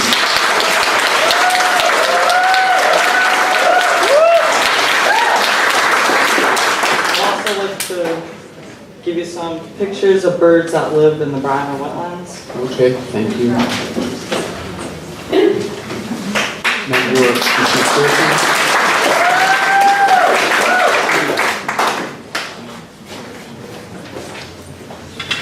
Okay, on deck right now, Vaughn Kirby and James Alamillo. My name is Patricia McPherson. I'm president of Grassroots Coalition. And I would like to say that we are in support of all of the groups that are here tonight wearing the green shirts. I'd like to let you know that but for these groups, but for us, and in front of you there is a document there that shows there was a 1990 settlement agreement with the Friends of Bionah, which they were able to achieve thankfully, what is now the catch basin portion of Playa Vista's flood control system, which, as Ms. Tyrrell said, that was your project, I believe, also. And she does work and has worked for Playa Capital, which I'm sure all of you are very aware of how political, highly politicized this site. It's a wonderful community. Thank you. Excuse me, please don't interrupt. They didn't interrupt you. Take your time back. Could I, yeah, Take your have the time back? Please take 10 seconds. Go ahead, please. Ladies and gentlemen, please, ma'am, go ahead. All right. But for us, this land wouldn't be up for restoration in the first place. Because building and safety, because of the gas issues that we unveiled there, they learned that this area had huge volumes of underground oil field gas and SoCal gas operation problems there. Building and safety stated that nothing could be developed residentially west of Lincoln Boulevard. And that is why we have this land. Area C was done in a land swap, and I thank the Friends for the catch basin, but the rest of this is because of these people that are here, and we have donated our time. Baiona, got started in this, the Army Corps got started in this, by the way, I am 5 minutes, I believe, I am an organization. The Army Corps got started in this back in 2005. It was supposed to follow an iterative process, which meant look at all the reasonable alternatives. Here we have Baiona Wetlands is a predominantly seasonal freshwater wetlands. And Margot Griswold and other scientists that have come up here, we've already had the evidence proven through the studies paid for with public bond money to show that that is the history of this area. So when the Army Corps now, from the 2005 to the 2012 process, which I would like to see an audit done of that, because I've seen the documents from the closeout, and the closeout doesn't match anything having to do with Baiona for many of those documents. Number two, when the Corps got involved, as you said tonight, you got involved in a permit process only. It was dropped out. And why were you dropped out? I've seen the internal emails, because unfortunately, instead of doing what the bonds asked for and told us we would get, was lots of meetings to be able to have cross-communication,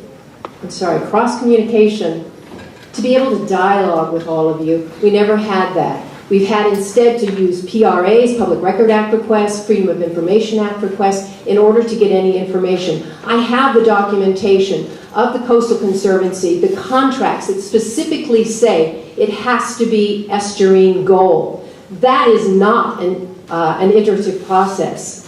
That's a predetermined goal. And the start of the Army Corps' information was all based on private business, the Bay Foundation's documents provided to you, that the county didn't even get involved in this with the Santa Monica Bay Restoration Commission as it was supposed to be, because the commission didn't even know that it was involved in this. So the whole WERDA process is fraudulent at this point.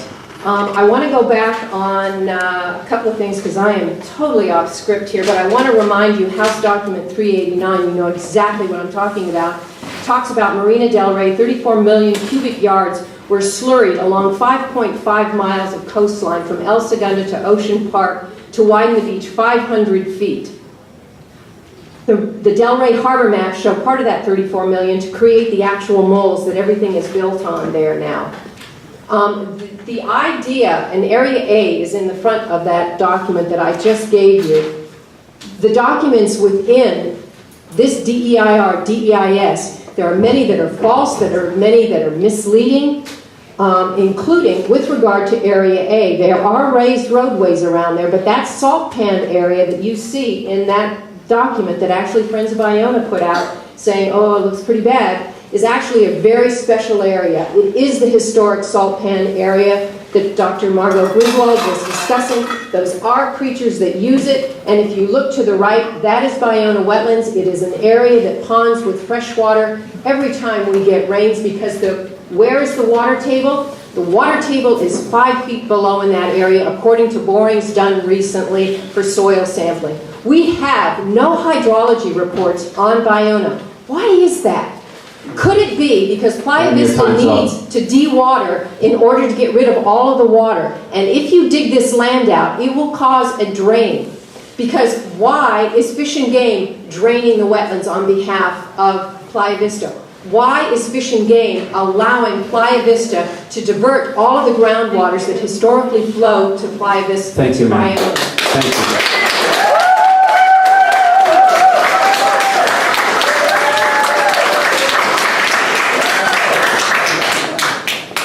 Talk about a tough act to follow. Ms. Kirby, is that you? Yes, Vaughn Kirby. Vaughn Thank you. Kirby. And Catherine Pease, you are up on deck. No? Yes. Oh, Meredith McCarthy, I'm sorry. You're after her. Okay. Ms. Kirby, go ahead. Okay, I think what we really learned tonight is everybody has a lot of ideas of what should be done, things that haven't been done right or whatever. So what the main thing is, or we all have to come together and figure this out. Because the bottom line is, for me as a common, just going by common sense, is that I think we do need to create by restoring the habitable area, by giving more habitable area for the wildlife to thrive. It doesn't mean doing nothing, and it doesn't mean choosing a slow handheld method.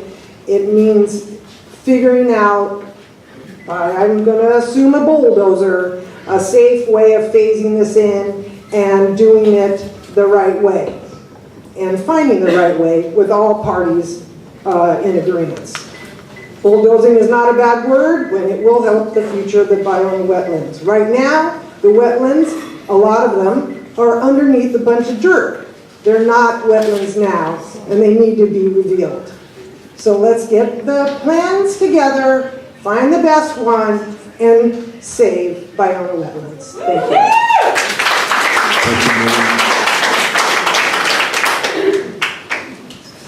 James O'Neill. Yeah, that's right. Okay. All right, and Ms. Catherine Pease is on deck now. Go ahead, sir. My name is James Almillo, Jamesallamillo, and basically been a resident in the area for the last 48 years. Previously worked at Bay for 25 years, so quite familiar with this area. And I'm here just to stand in support of the wetlands restoration principles, the idea that we can bring back Biona using sound science, robust science. We've seen this play out most recently up in Malibu Creek watershed, where we've seen actual improvements in both water quality, the diversity in the plant, the diversity in the flora and fauna associated with that type of restoration. This cannot be done handheld. There's going to be some mechanical need in order to meet the 600 acres plus that we're going to need to restore over time. This can't be done, as someone previously stated, with hand. We don't have that kind of labor. It doesn't exist. And we don't have that kind of time frame in which to bring these wetlands back. And more importantly, we are supportive of options or alternatives 1 and 2 because they bring the biggest diversity possible, as well as, and more importantly, I think, or most importantly, is access to the area, which is desperately needed in the green spacing and the bringing back of the environment to LA. Thank you very much for the time. Open up the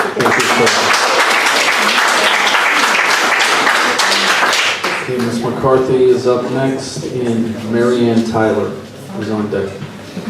Hi, my name is Meredith McCarthy, MEREDITH, small c, capital C, ARTHY. I'm Director of Programs in Hilo Bay.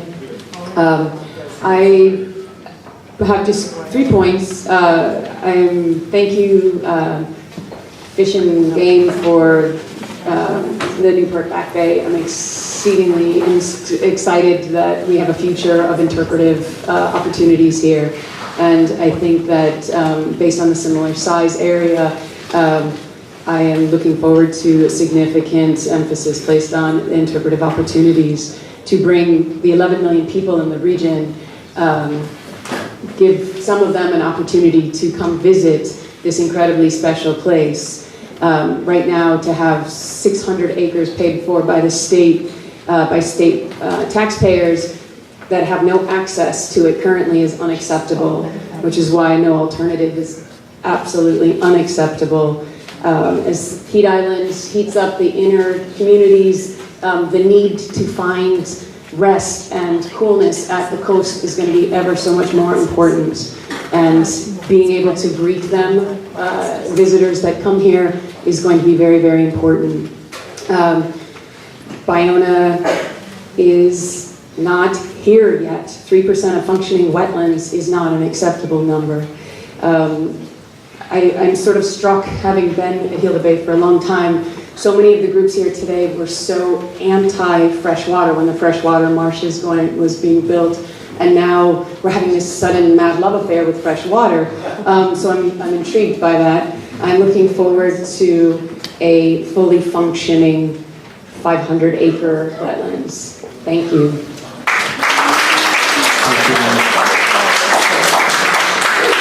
Ms. Pease, Ms. Tyler, and Lisa Schwab are on deck. Go ahead, ma'am. Good evening. My name is Dr. Catherine Pease, Katherinepease, and I'm the watershed scientist at Gila Bay.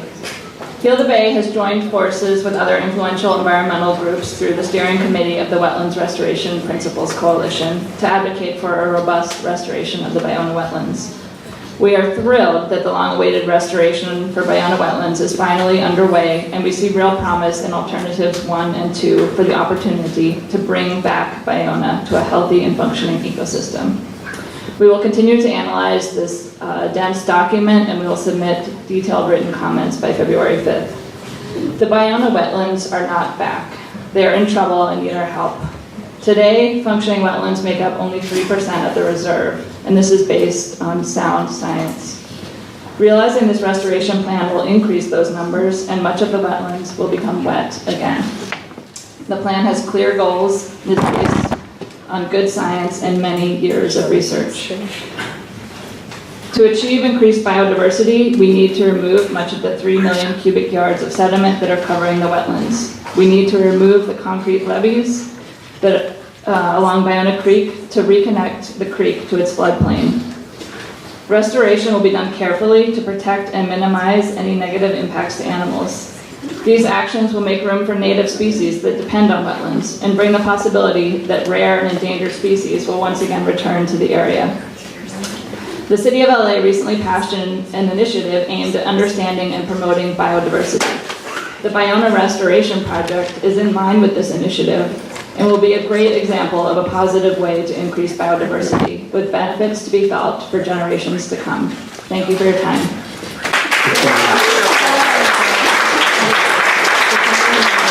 Ms. Tyler is up, and Ms. Melissa Von Meyerhauser is now on deck.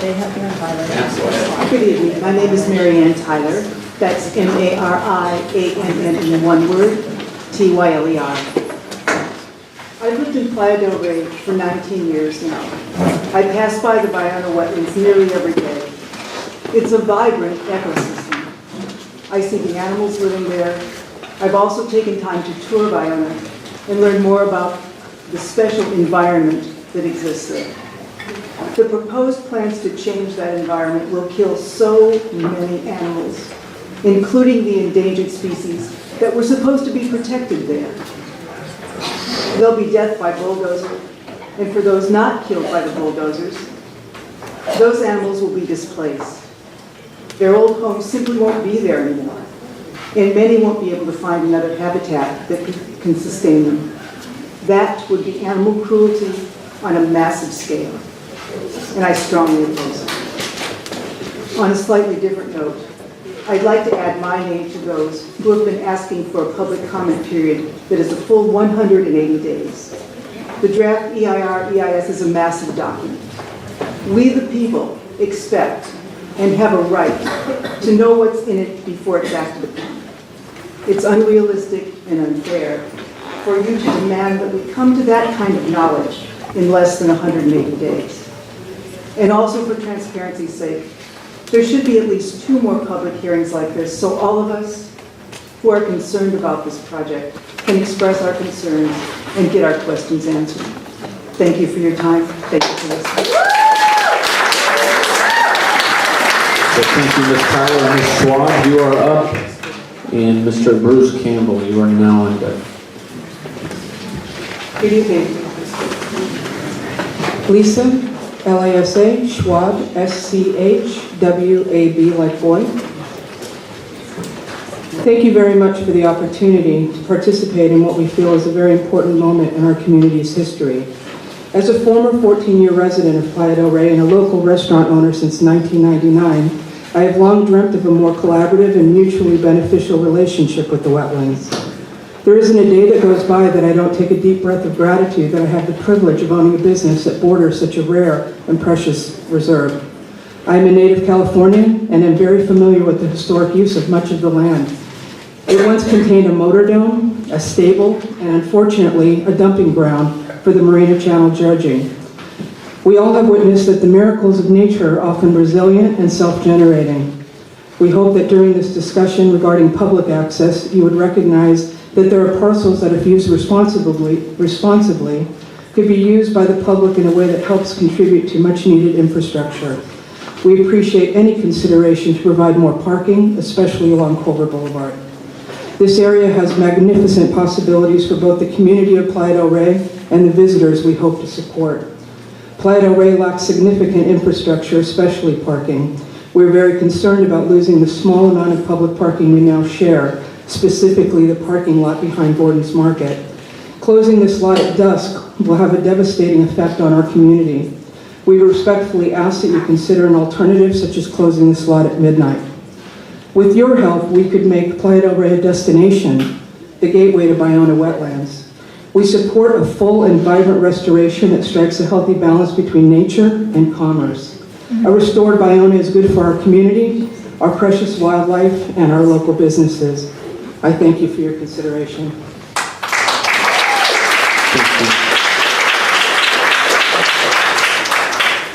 Ms. Vaughn Meyerhauser is next. Mr. Campbell, you will be after her, and then Cindy Harden.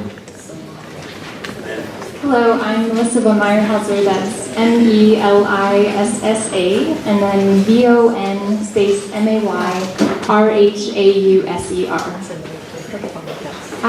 So yes, I'm the Watershed Programs Manager at Los Angeles Waterkeeper, and we are part of the Waterkeeper Alliance, as well as a member of the Wetlands Restoration Principles Coalition here tonight. And we will be submitting more detailed comments later with the coalition, but we really appreciate the chance tonight to highlight a few key thoughts at this moment. We would like to see a project that prioritizes nature-based solutions that connect with the larger Ballona Creek watershed while enhancing community involvement along the way. So we are in favor of improving tidal circulation, removing concrete levees, and reconnecting the creek with its historic floodplain to reestablish a natural ecosystem with greater biodiversity.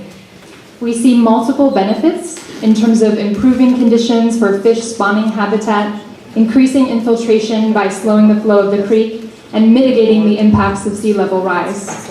While we agree with the overarching premises of alternatives 1 and 2 and the need for intensive restoration, we would like to see a plan that increases public access in harmony with nature-based restoration goals without using hardscape, incorporates community involvement in the restoration process, and finally leads to more self-sustaining, naturally connected habitats in the wetland and creek in the context of the watershed. Thank you so much.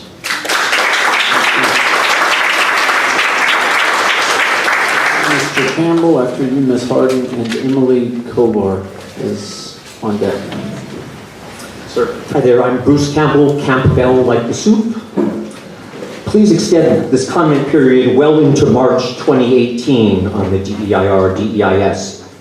So I went on a guided walk in Parcel A several weekends ago, and it was pointed out that there are many non-native, that even though there were a number of native plants, that there were many non-native plants in the area due to disturbances. Speaking of disturbances, if you bulldoze and resculpt for a decade, is that a disturbance? And then the invasive plants would be flocking in, and then you'd be getting out the herbicides. So, there were likely 0 people in the room that hammered out the $139 million Ballona acquisition deal who visualized bulldozing the vast majority of what they were acquiring. Please choose a no-action alternative and do not reduce habitat types in the Baiona ecosystem. This is not a restoration. It is odd that a 19th century Baiona alternative was rejected as an alternative, yet the national alternative basically likes the habitat around the time of Christ in this area. I'm concerned that the so-called upland habitat is not really habitat, since berms will be poisoned to get rid of gophers and snakes, and that will negatively impact birds and coyotes. I'm concerned that long-term vegetation management will involve toxic herbicides, which will have a negative impact on water quality and various species. I knew founder and executive director of Heal the Bay, Dorothy Green, who told me early on that Heal the Bay decided to stay out of Baiona wetlands issues. She would roll in her grave if she knew that Heal the Bay was backing a decade's worth of bulldozing at Baiona in order to get some monitoring grants. I went to the first Restoring the Earth conference at UC Berkeley in 1988. The infamous David BWER spoke there and said it is important to restore, but we must make sure to save genetic pieces to have any clue how to restore. There is serious discussion, even by LA City Councilmember Bonin, of shutting down the Playa natural gas field, yet this was not recognized in the DEIR, DEIS, which has alternatives to assure that this dangerous facility can operate for decades and do slant drilling and other problems. So we also need a freshwater alternative, but the best thing offered is a no-action alternative. Thank you. Thank you, sir. Ms. Harden? Yes. Hi, I'm Louise Steiner, you're on deck. Ma'am, go ahead, sorry about that. That's all right. I'm Cindy Hardin, and CINDY HARDIN. I too would like to see the comment period extended to at least March 2018. I work and live in Playa del Rey. I actually work for Los Angeles Audubon Society. I coordinate school tours and public tours once a month at the wetlands in Area B. And in Area B, I see lots and lots of life. Historic tea sheets from the 19th century show fresh water throughout the wetlands. There are willow stands. There's still a freshwater spring in front of the bed and breakfast in the probably 400 or 500 block of Color Boulevard that every year ponds throughout the winter season. There are tadpoles using that freshwater spring. I would like to see more fresh water in the wetlands, an alternative that offers that possibility. I also believe that Area A is functioning. There are many upland plants established there, coyote brush, laurel sumac, among others. I see California thrashers in there, an upland species, meadowlarks, and that too ponds in the winter time where little small invertebrates, bottom of the food chain, essential, like ostracods that have insisted and remained dormant when the land is dry, come back to life when that fresh water forms there and collects there during the rainy season. This estuary has been a primarily closed system for hundreds of years, and so to call this a restoration, by definition, would make that incorrect. Thank you for your time. Thank you.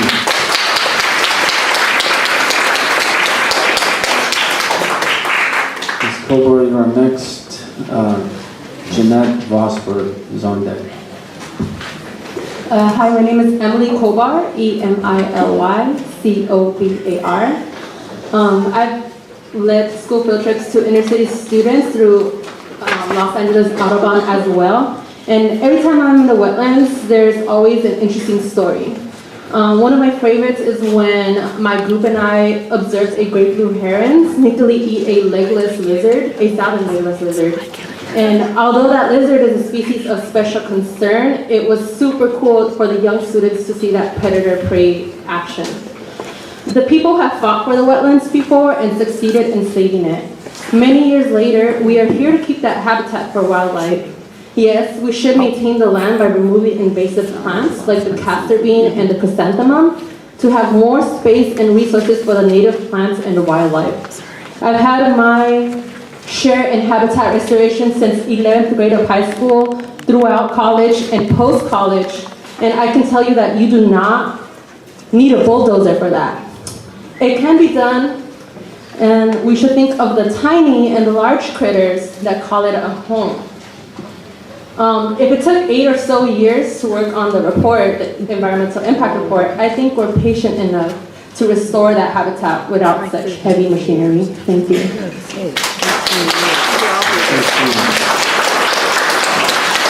Ms. Steiner, you are next, and Mr. Joe Ferris is on deck. Is Ms. Steiner here? No, she's not. No? Okay, Ms. Vosberg, Jeanette Vosberg.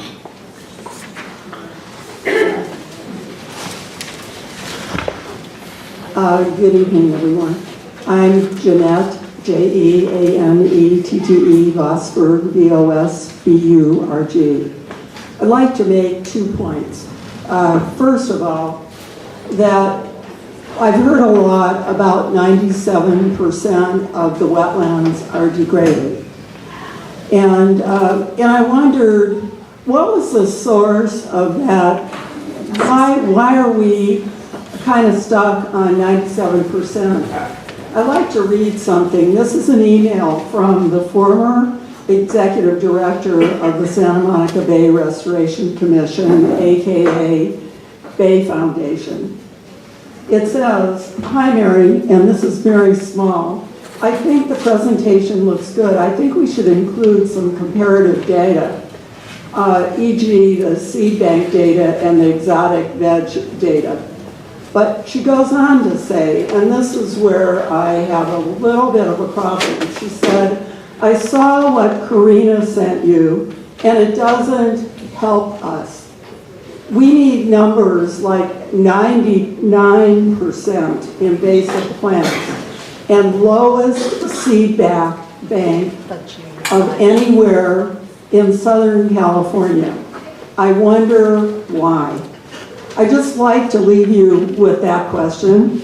Why would we want to prove that everything within 3% is degraded, unless we're supporting a Playa Vista flood control project in the way that they see it?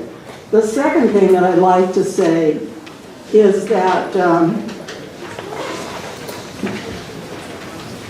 I think it's real. I put out these flyers. There's a little picture there of a duck, and I think most people have this. And the point that I would like to make with this is that I'm not asking you to accept anything that I say. I'm asking you to go and look at the key references on the back and find out for yourself what this means. Also, check out flickr.com photo Stoneberg. That will show you, regardless of what anyone in this room says, thousands of pictures that have been taken in the Ballona wetlands. Thank you.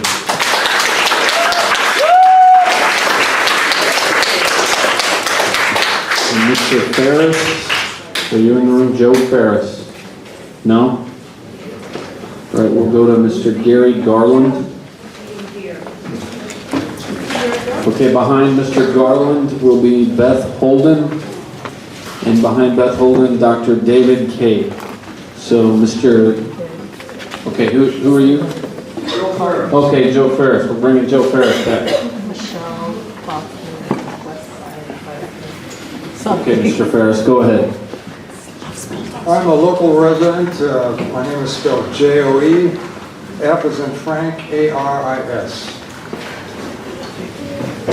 As someone in touch with some of those who have been dedicated for decades trying to preserve and help this area we're in contest about, it seems to me that restoration of Ballona was never considered in what we're dealing with.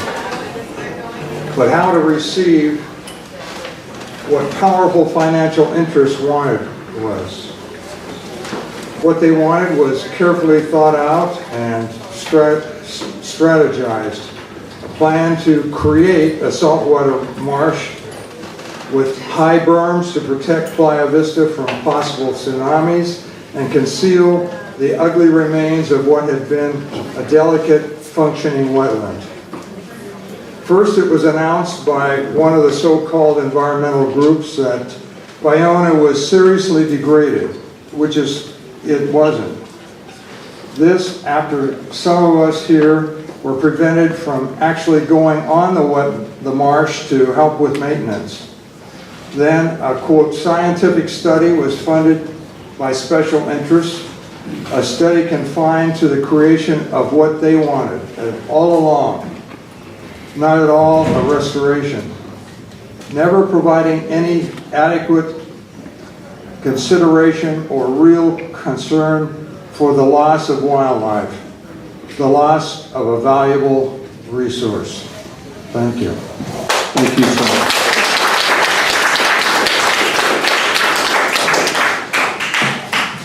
Okay, Mr. Garland, behind him, Ms. Beth Holden, and then Dr. David Kay. So go ahead, Mr. Garland.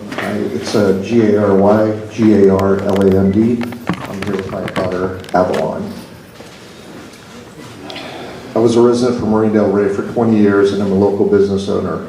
Over the past years, myself, family, local neighbors, and concerned citizens attended meetings such as this over the development of Marina Del Rey. We listened to the county environment and traffic reports, and we're told it's all going to be okay. I stand before you today and tell you it's not all okay.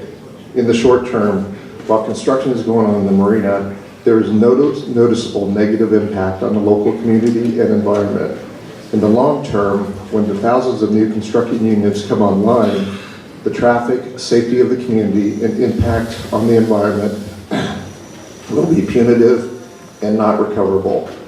I'm glad the Army Corps of Engineers is a decision maker here in this process. That is, as it is my hope that reasonable judgment will be applied to the Baiona wetlands, as we are not getting good judgment from our local officials. Rather we see development of the marina, Playa del Rey, and Baiona wetlands as another revenue stream for the county. I'd like to have my daughter say a few words. Hi, my name is Avalon Garland. I want to share my experience from when the Oxford Lagoon was being renovated. There were beautiful 50-year-old trees that they swat down. They swat down huge trees that monarch fireflies lived in. It was very sad. It happened days before Christmas. Because of this, so much wildlife was displaced. We woke up to 30 snowy egrets on our patio on Christmas Day.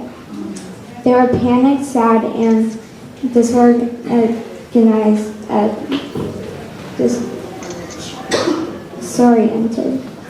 because their home was destroyed. If they do this at Baiona wetlands, so many more animals will lose their homes.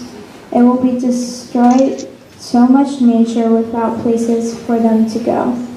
Ma'am, you're out of time. Thank you. Colonel, thank you for coming. I know it's not Army Green, but I'd like to donate a piece.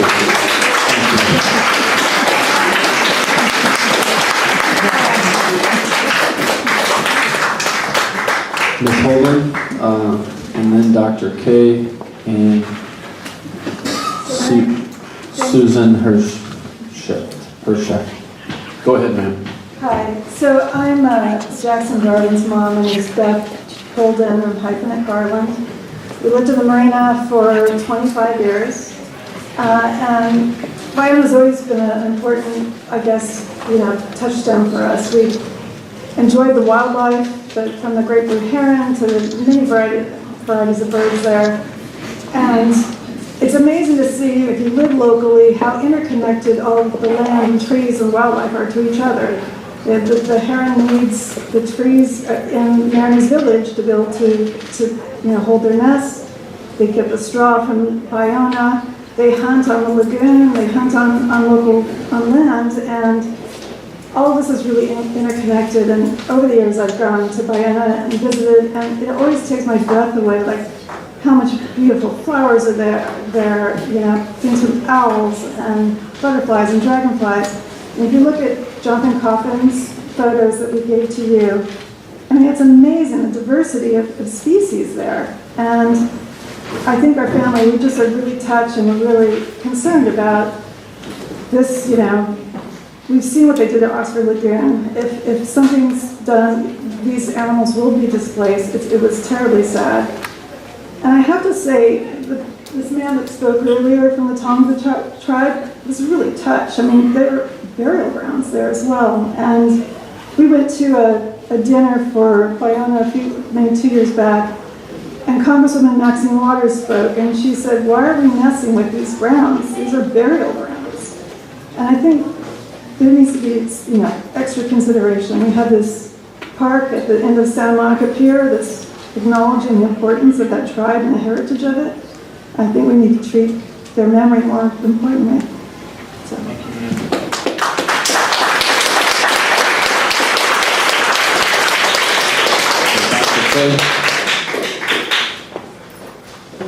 And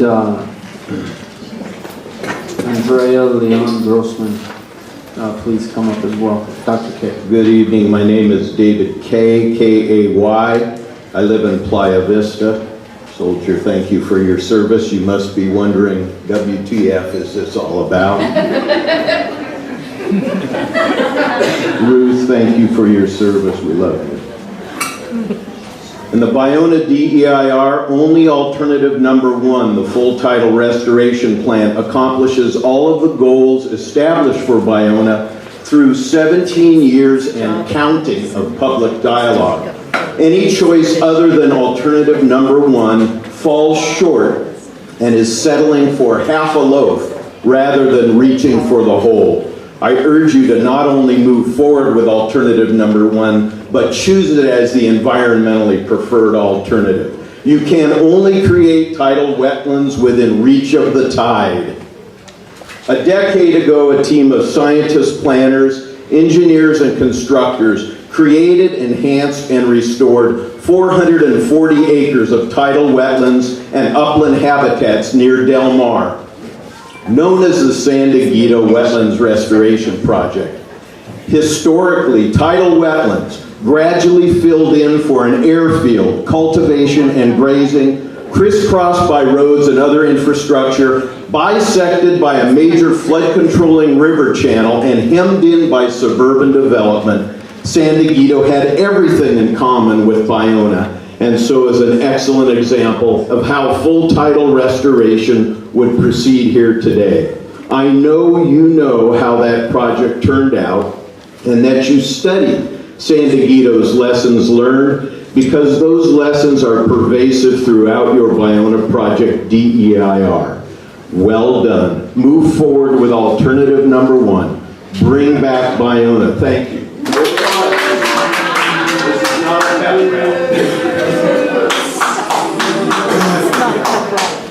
Ms. Hershaft, followed by Ms. Grossman, followed by Barbara Lonsdale can come on up.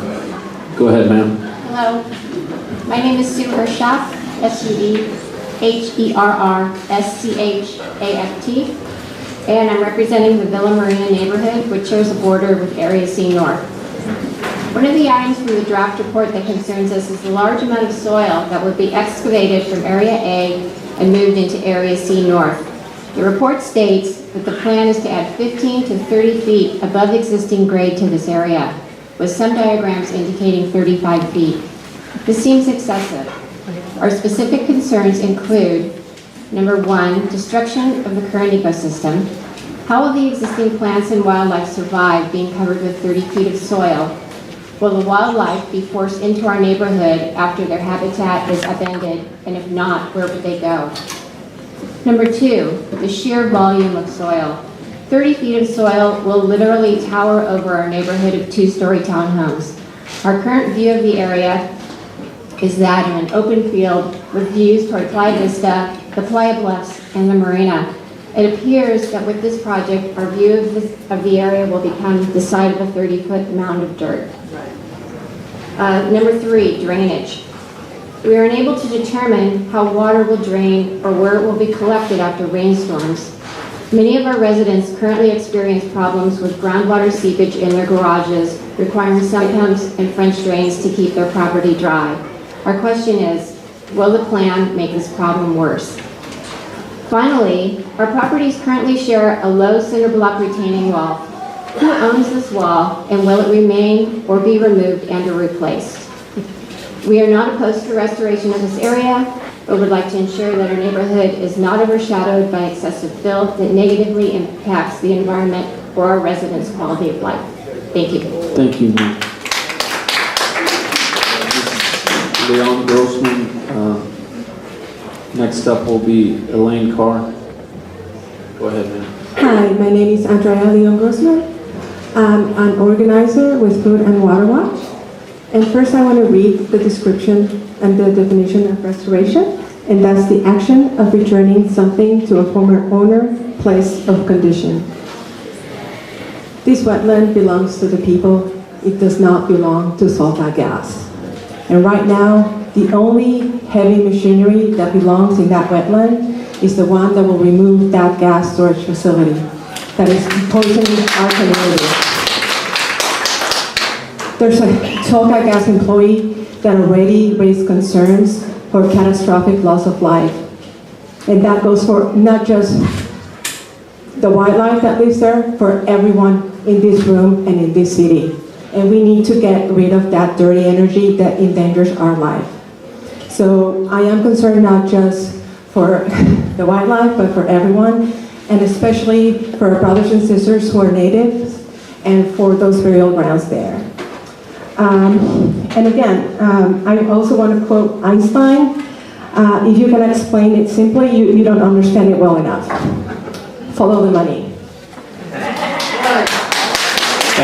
Anyone here in that coalition for Protect Playa Now does not receive a penny, including my organization, from Solca Gas, and that includes the Bayona Institute. So we just need to make sure that special interests are not embedded in this fight.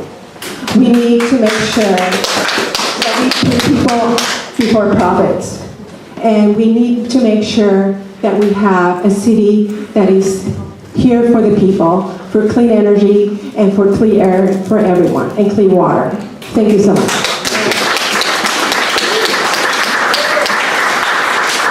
Did you see Barbara Lonsdale? I did. Is that you? Yes. You're next. Okay. Thank you. Protect the monarchs. So I've worked with the Bayona Institute, and I've been in Santa Monica. My family has for generations. I'm a former board member of the Venice Historical Society, Venice Neighborhood Council, where I ran the environmental committee, and I really want to make sure that our natural environmental resources are protected, as well as our cultural resources. I am a Native American monitor for the Gabrielino Quiche tribe under Chief Ernie Salas, and we inspect excavations for remains and artifacts. This is a very highly sensitive area. There are over 600 burials there. It's the largest in California, and I'm actually working on a site right down the street for the LA sewer project. I'm sure you've seen all the traffic in the marina. But we just found an isolated whale vertebrae on Hurricane and Grand Canal. I can only imagine what we're going to unearth here in the Bayona wetlands, having it being so close to one of the largest Native American burial sites in North and South America. So I do want to protect cultural resources as well as environmental, and I don't believe that bulldozing is the answer. I think that if it's not broke, don't fix it. I feel like you want to turn this into a manicured park that's just going to be protecting Playa Vista, some kind of flood control channel. You know, this hasn't been saltwater in 2,000 years. So I'm not sure why you're trying to put saltwater in there now. That's not what it is naturally. The Army Corps of Engineers seems to have destroyed, you know, habitat from the Sepulveda Basin to the LA River to Malibu Lagoon to Oxford Triangle. You know, and these places are still recovering from these restoration efforts, still recovering. Because what you're going to do is you're going to remove every single plant and every single animal in the Bayona wetlands. How is that going to help? How is that restoration? There's actually an endangered bird there called the Belding Savannah sparrow, and that means legally it cannot be moved. Thank you.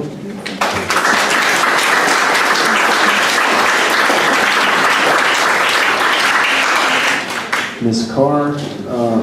After Ms. Carr will be James Garrett, and then Bahar.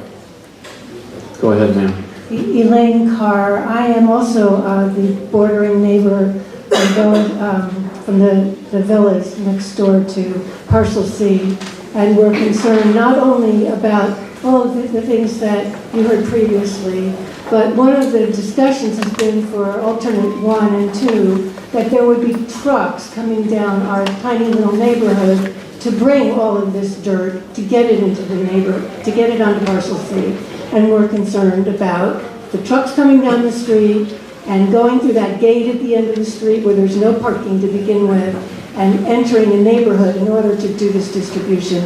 We're hoping that if you go ahead with 1 or 2, that there is an alternate way of getting to that land.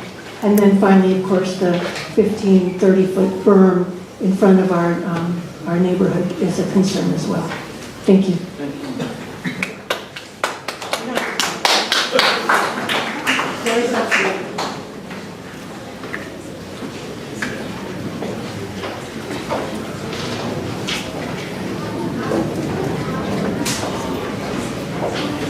Okay. Mr. James Garrett, are you here? Bahar? Yes, ma'am. Is Mr. Garrett here? No. Okay. And after Kurt Steinler and Greg Sweel are on deck. Ma'am, go ahead. Yes, hi, good evening. My name is Bahar Badi Sadigan, and I'm a local resident and a social, ecological activist. And I feel very concerned for these ideas that are very against the natural course of life. As a general, the bigger picture seems like our priorities are wrong. And it looks like a sickness because we have Monsanto destroying species and bringing about all kinds of pesticides that are destroying the bees, the flowers, and the birds, and the butterflies, on the other hand. And then we have wars that are going on illegally and misplacing people and displacing people and murdering people that are innocent for the most part. And then we have homelessness and the prices are going up. I mean, the list is so long. The water, the air, the planet, the food, the education, the policing, all of these things are corrupt with unimaginable amount of toxicity energetically. And to think that the army is going to come in the wetlands, one of the only, preserved wild places in this city, if not in this country, for the access of the people and the animals and the wildlife is just out of question. It's a sickness. That's all it is. And you need it to heal, okay? You're only going to heal through ecological connection with life, okay? And this has to do also the symbolism of having a president that is sexist, racist, and biased and materialistic. This is what you're doing. You're ruining your own life. Thank you, ma'am. Trump's not the only one colluding. Okay. I am going to Mr. Mark Espinoza, who's speaking on behalf of the Culver Marina Little League. Go ahead, sir. Good evening. We're here just to I'm representing Culver Marina Little League. My name is Mark Espinoza, Markespinosa. I hear a lot of everybody talking about different species and things getting hurt and harmed. When I look behind me, this is what's really being hurt and harmed because we're going to be losing our field if this project takes place. Where do they go?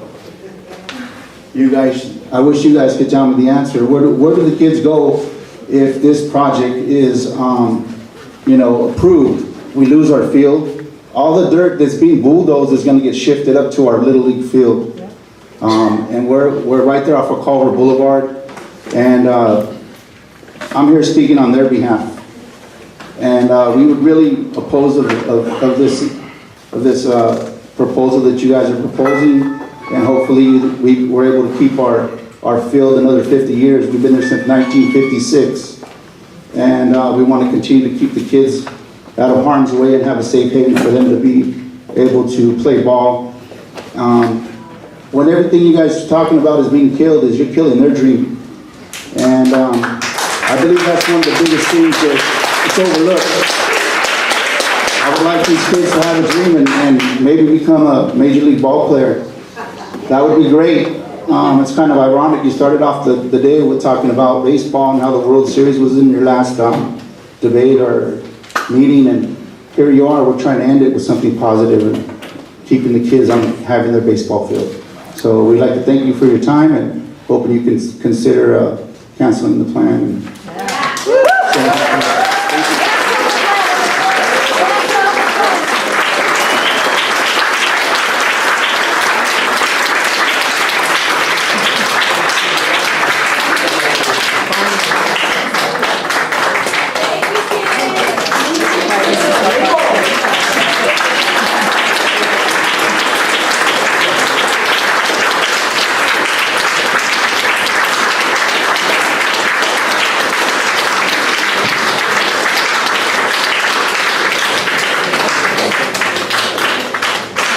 Okay, my seats are empty up here.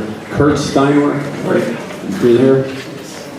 Okay, behind him, Greg Swiel, and then Stephanie Beckman.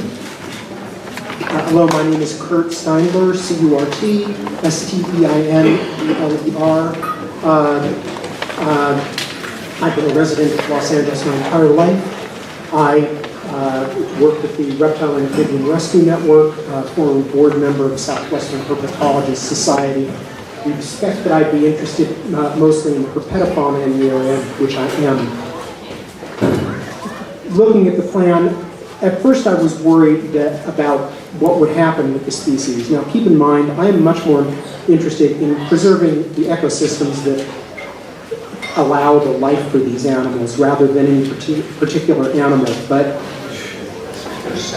going deeper into the EIR, I'm most struck not by what species were discovered there. You can find them, the Utis sonsberryana, you say you have the pulchra, the legless lizards. These are, very interesting animals. The legless lizard is of particular interest, but they are in other areas of Los Angeles. What's most interested me is what animals we didn't find there. And they should be there. The historical record shows they're there. We have evidence of middens, a very sensitive species. The San Diego horned lizard should be there.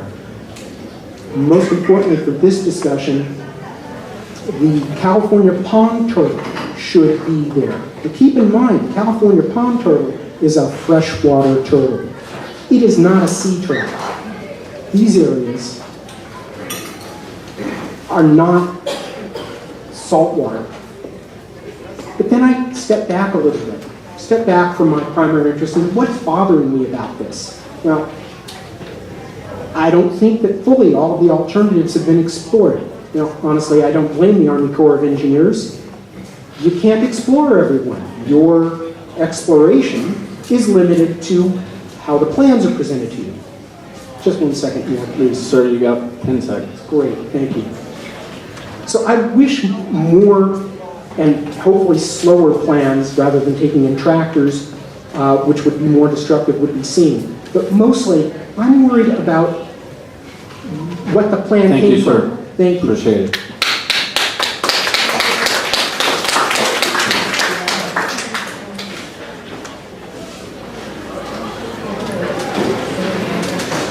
Okay, Greg Swiel, are you here? Okay, Stephanie Beckman. Hi, thank you. Thanks for coming out here. Thank you very much. I've been volunteer with Biowetlands since 1994. Can't hear you. Oops, sorry. Tip the microphone down. Thanks. So although I've been an active volunteer in helping with the Biowetlands since 1994 and been a resident for 25 years at Playa del Rey, I'm just here as a neighbor and basically my novice review of the draft DIR.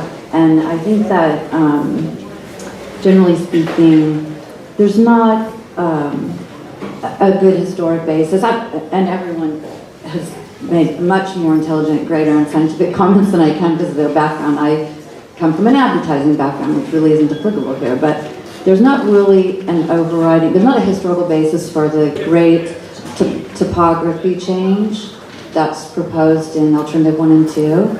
And most definitely with the berms, even the berms that would even go, let alone the 30-foot berm by in Area C, but just the berms that would go along Cobra. There's not really any biological support that's going to be effective for a restoration process. But and there's not historical support for that level of terrain there either. The salt pan, however, I actually saw in photographs with the Marina Historical Society from the late 1800s. Looks exactly the same now as it did then. If you can draw those up for you. And some of my, again, just novice issues with the draft DIR is the permanent closing of the tidal gates, which I'm sure had to do with the changing of the flow of the creek. However, there's a lot of permanent water loss, and one area as a Playa del Rey resident that concerns me the most is the corner of Culver and Nicholson, where there will be a fill put in where actually one of our speakers mentioned there's a fresh spring. Time's up, so that's it, and more species level studies, please. Okay, so that's thank you. Thanks. I just remind everyone, we just hit the 2-hour mark, and whatever comments you don't get to say tonight, you can submit them as written comments. They will be noted, they will be read, they will be part of the final record. So please understand that. Okay. Mr. Fay, Douglas Fay. Okay, after him, again, these 2 seats are empty and it's slowing us up a little bit. Ryan Searcy and Dorothy Reed, something like that. So there's 2 seats open. Mr. Fay, go ahead. Good evening. Thank you for being here. My name is Douglas Fay, Douglas Fay. I'm the grandson of Raymond Lorraine Fay, who was a member of the pioneering Ocean Fish Protective Association here in the Santa Monica Bay.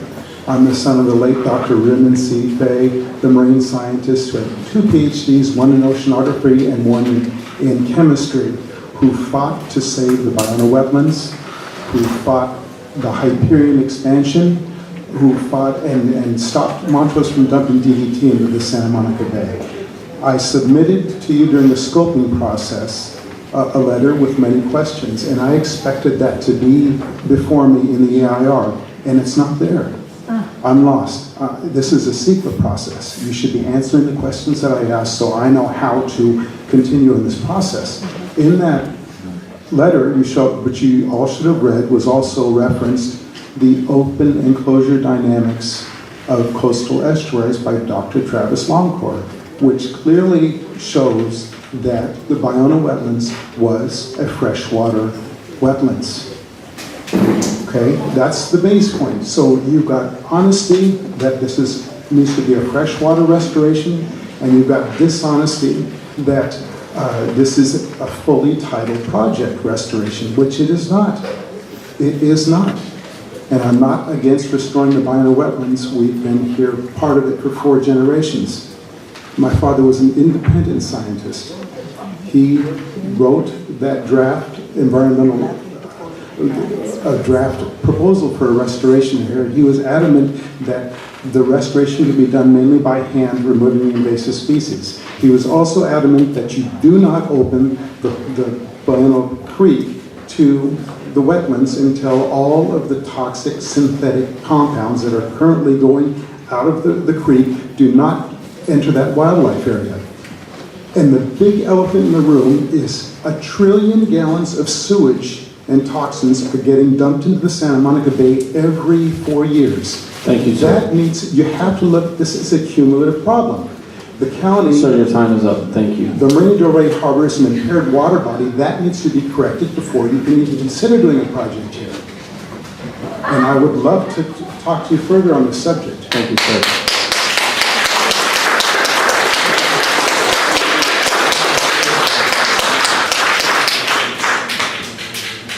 Okay, Ryan Searcy. Good evening. My name is Ryan Searcy, R-Y-A-N-S-E-A-R-C-Y.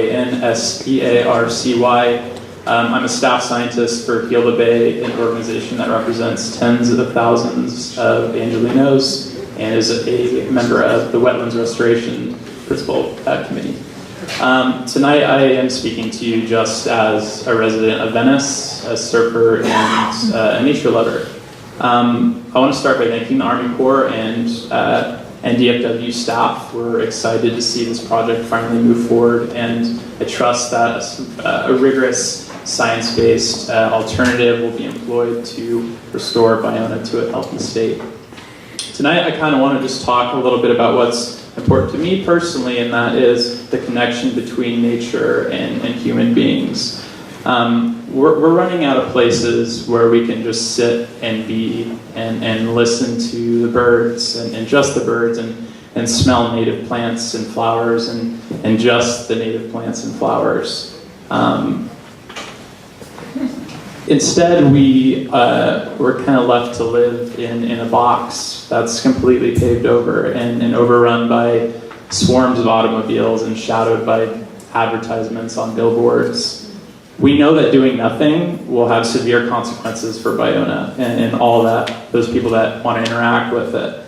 Invasive plants have spread to much of the wetlands and continue to do so. Climate change and the resultant sea level rise pose a great threat to it. So let's nurture what we have and support it. Let's help give Baiona a chance. A robust restoration of Baiona will improve the habitat for native plants and wildlife. It'll improve water quality for fish, and it'll improve access for those who need to taste the nature that I was talking about. Doing nothing is not an option. Please bring back Baiona. Thank you.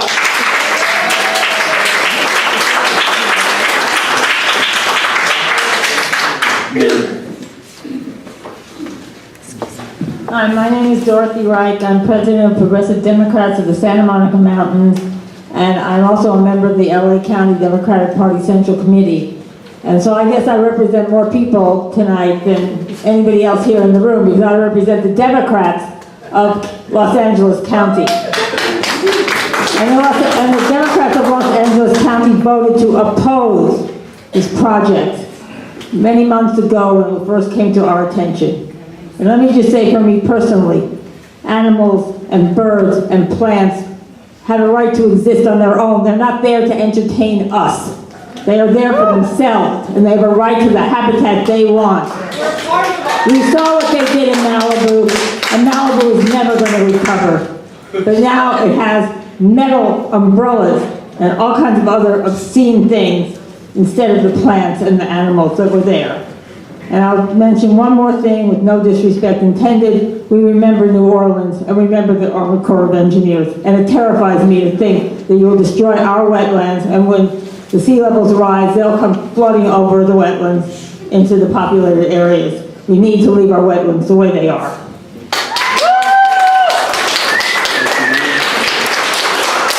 Fell behind on the name.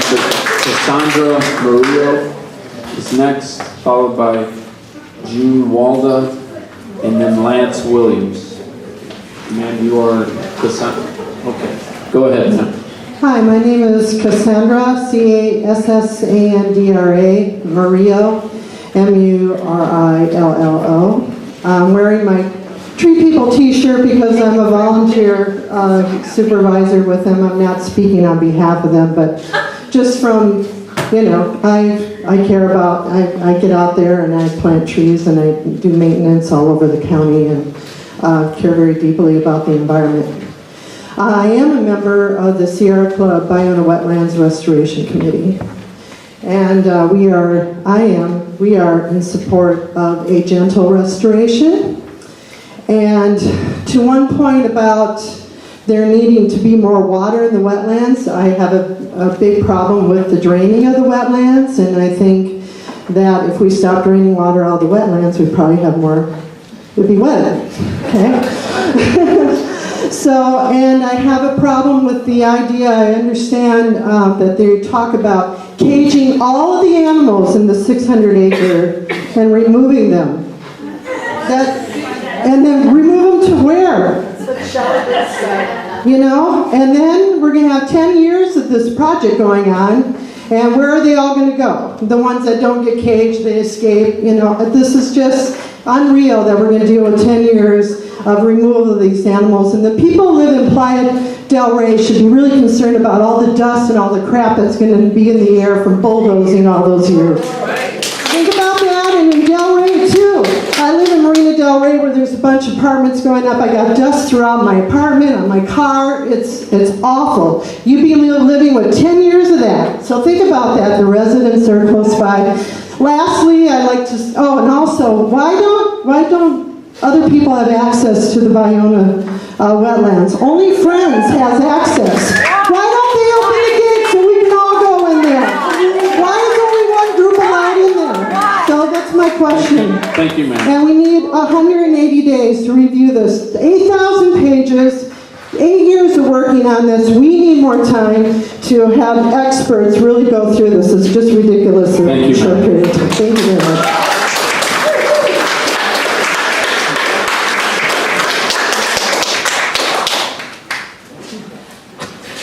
Hi. Walden. Yeah.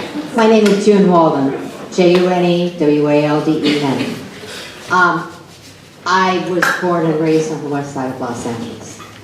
I remember when I was a little kid, my dad used to take me down to the puddles that were down here, and I used to play in.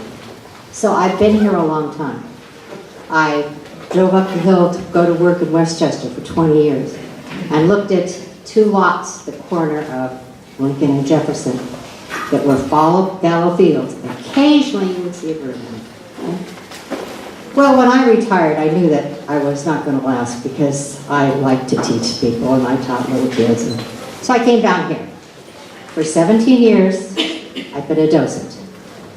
I work with students of all ages. I work with adults. Okay, I love it here. I've seen a lot of changes. First of all, I'd like to say, once I was asked on a tour, why don't you restore it like it used to be? And I said, okay, fine. Let's just take out all the man-made structures, everything between here and the beginning of the watershed. Let it sit around for a couple thousand years, and we'll restore it. Not possible. We've got roads, we've got people, my house, okay? So, we've got 610 acres. What do we do with it?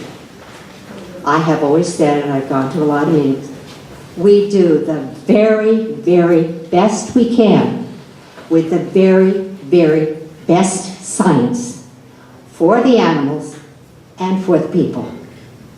Now, if you look at the 2 lots up at Lincoln and Jefferson, fallow, a vibrant freshwater marsh, that was bulldozed because that's one of those. That's one of those buzzwords that's being thrown around here. Get everybody in an uproar. It's going to be terrible.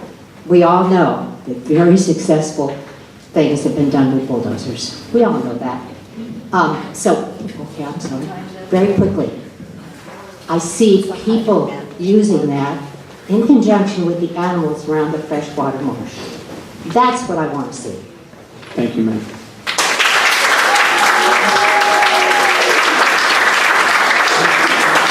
You may think I enjoy cutting you off, but I hate it. Please look at the light, and if you see that it starts blinking, conclude, please.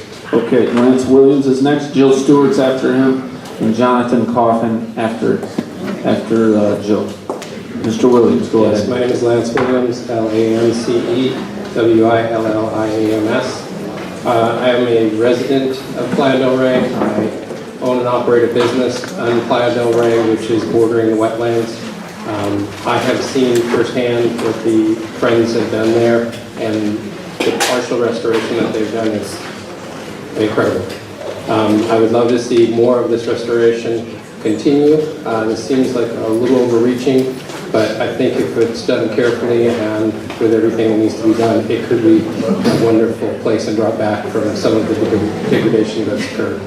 I'd also like to say there is a parking lot behind Culver Boulevard that is used to access the wetlands, that is also used by the community. We have community of businesses and people, residents who use that area, because there simply isn't any other place. I'd like to see that continue to be used by the public and not closed off from sunset to sunrise. It would be very difficult on the area for other people. I'd like to cite the Coastal Commission statute of 30212.5. Thank you for your time. Ms. Stewart. Thank you. My name is Jill Stewart, Jillstewart. I'm the executive director of a nonprofit called Coalition to Preserve LA. We focus on strategic planning, affordable housing, and environmental stewardship. One of our big issues has been the uncounted carbon released by overdevelopment in Los Angeles. It's called embedded carbon. In the biome wetlands, the parallel would be to move the high areas, the uplands, down to a different area, and to make water where there is no water now. For 10 years, you will be, in fact, disturbing the soil and releasing a tremendous amount of what's now sequestered carbon in the plants. I read the EIR section. I was really disappointed at the light touch you gave that problem. It might be too new of a science for you, maybe. There are several reports coming out of Berkeley, University of Washington, and other areas that talk about what happens when you release sequestered carbon. I think you need to take another look at that. I think one of the reasons that there's a sort of a false debate going on is that you didn't give a good third or fourth option except no option. You didn't talk about the real effects on climate change because you ignored sequestered carbon issue and the embedded carbon issue. Los Angeles was, in fact, the place where a huge soil symposium was held about 2 months ago. Now that serious environmentalists are realizing that disruption of the soil over the history of mankind has played an incredible role in global warming and climate change. I didn't see that addressed seriously in your environmental impact report. There are many, many, many soil disruption scientists now coming out with data. I think you need to take a whole new look at your severe disruption of the wetland area.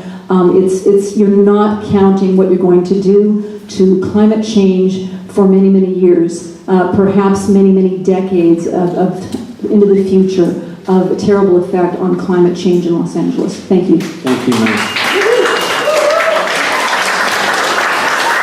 Mr. Jonathan Coffin. Up after him is Tori Chair, and I think John Nahas. Yeah, my name is Jonathan Coffin. Coffin, C-O-F-F-I-N. All of these alternatives up here, they're really industrial scale habitat destruction and conversion. It's an earth-moving project. Every time I've ever walked out into these areas, everybody says it's degraded and there's nothing there. I walk very softly, I point at the ground and look at the burrows and I say, who lives there?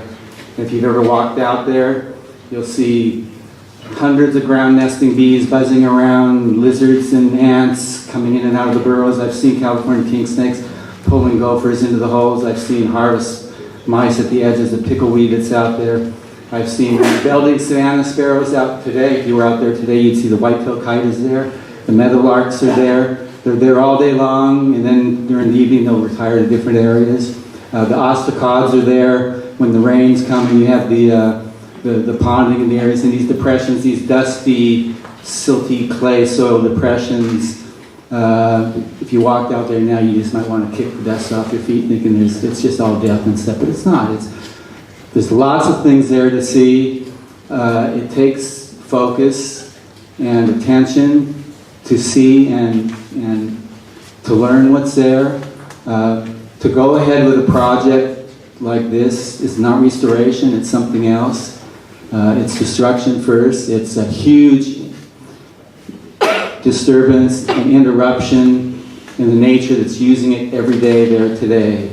The black-bellied plovers that come from long distances to be here, the bufflehead that come from long distances to be here, the building savanna sparrows that go across Banana Creek and that are on the levees all day long and on the pickleweed and they're on the fences and they're they're climbing up and down the mustard that's there, and they're going into the pickleweed, and there's ants, and there's velvet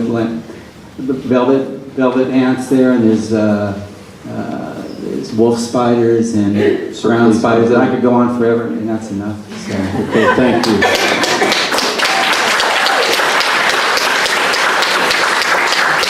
Mr. Chair, after her, John Nahas, and then Dune May. Hi, good evening. My name is Tori Chair, T-O-R-I, last name spelled K-J-E-R.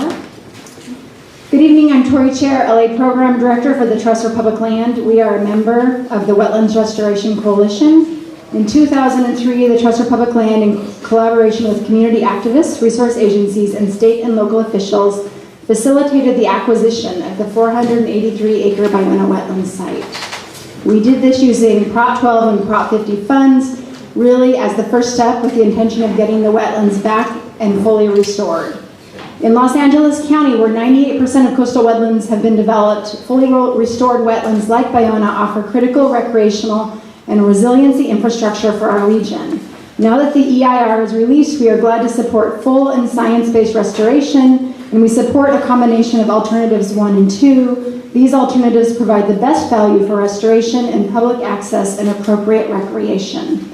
The Trust for Public Land strongly supports the Wetlands Restoration Coalition principles, specifically the need for full restoration. As a member of this coalition and consistent with these principles, we encourage the department to first, ensure meaningful and appropriate public access that is compatible with habitat protection. Any approved alternative should consider bike and pedestrian access to and from this site, as well as critical parking for visitors. Maximize restoration while planning for and managing impacts from climate-related sea level rise. Restore the wetlands in a way that is holistic and self-sustaining and connects the wetlands to the greater LA creeks and watersheds. We ask you to bring Ballona back and really complete the project that was started in 2003 when we completed the acquisition of the nearly 500 acre site.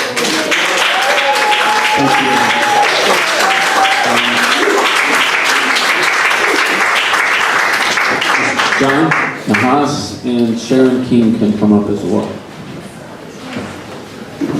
Good evening, John Nahas. The draft EIR was released to the public on October 6th of this year. That's 32 days to read 1,242 pages. That's not including all of the other peripheral information. And understanding that the deadline for public comment has been extended to February, what I can't understand is why the rush to this public hearing? Colonel, why the rush? This is such a, as clearly can be seen, a very controversial topic. And yes, you're only legally bound to have one public hearing. I really take offense, having a degree in biology, just to try to decipher the information in this document, and then to come and give you testimony, realizing that yes, you can provide written testimony, but I guarantee you the vast majority of the public cannot go through that document in the amount of time that you're asking them to do and get qualitative analysis. And also the complete disparity in this hearing compared to an EPA hearing, where they require that the audience receive issues of what the decision to be made is, and things that clearly have not been done here this evening. So I take offense to that as well. I really believe that we should have a central ballpark which you should provide to both sides here. And we're hearing echo chambers, and I just feel like, a reasonable person would come to this meeting and would not understand what's going on unless they were part of two groups here. And that's unfortunate. I'm also very concerned in that I've read documentation that says that restoration of wetlands is highly unsuccessful.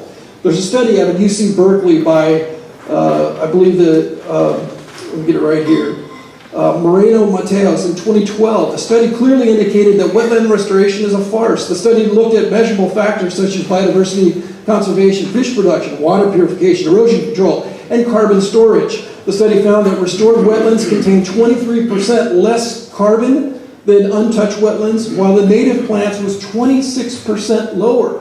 So, given the science that's out there, it's incredible that, you're trying to rush judgment here, and it's crazy. Also, I was in the meeting in the California Coastal Commission, and it was very clear that there was... Sir, your time's up. If I could just 10 repeat seconds. one thing, is that they were all getting socked in the gut because of Banning Ranch, because someone had gone in there and had Thank you, disturbed the sir. I land. appreciate your time. And they just didn't understand that they couldn't do anything at that Sir, point. Once your time is disturbed. I up. think You that can that's what's submit here. the rest of your It's comments in a written It's form. the camel's nose under the tent.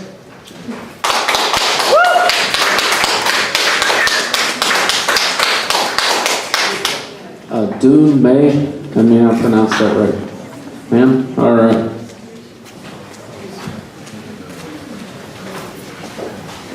Sharon Hello, King and Craig my name is- Cadwalader. I'm Dun May, D-H-U-N, last name M-A-Y. I appreciate this opportunity.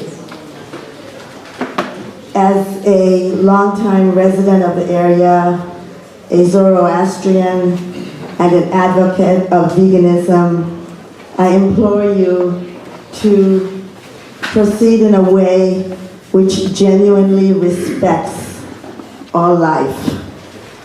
Even doing nothing may be far better than bulldozing Bayona. I urge you to consider a careful, gentle, true, actual restoration. Thank you and God bless. Thank you, ma'am.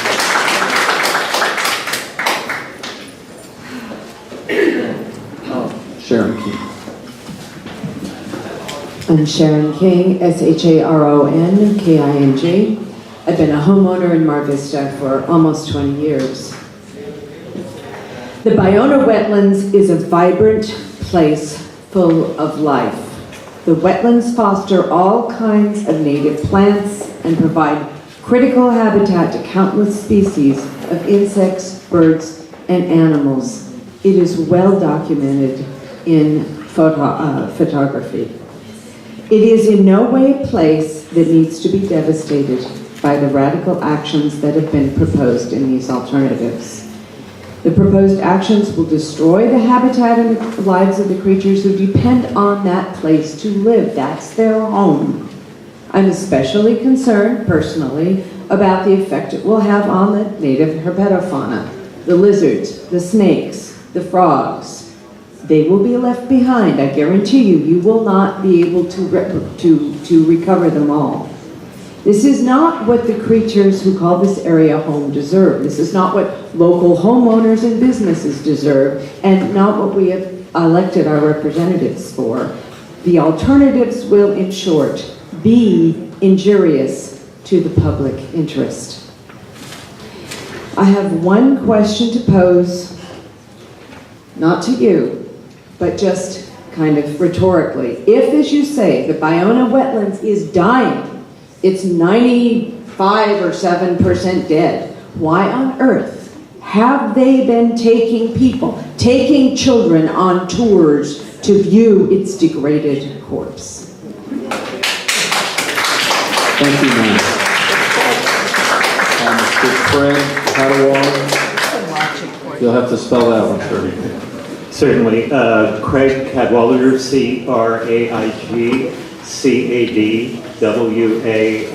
C-R-A-I-G-C-A-D-W-A-L-L-A-D-E-R.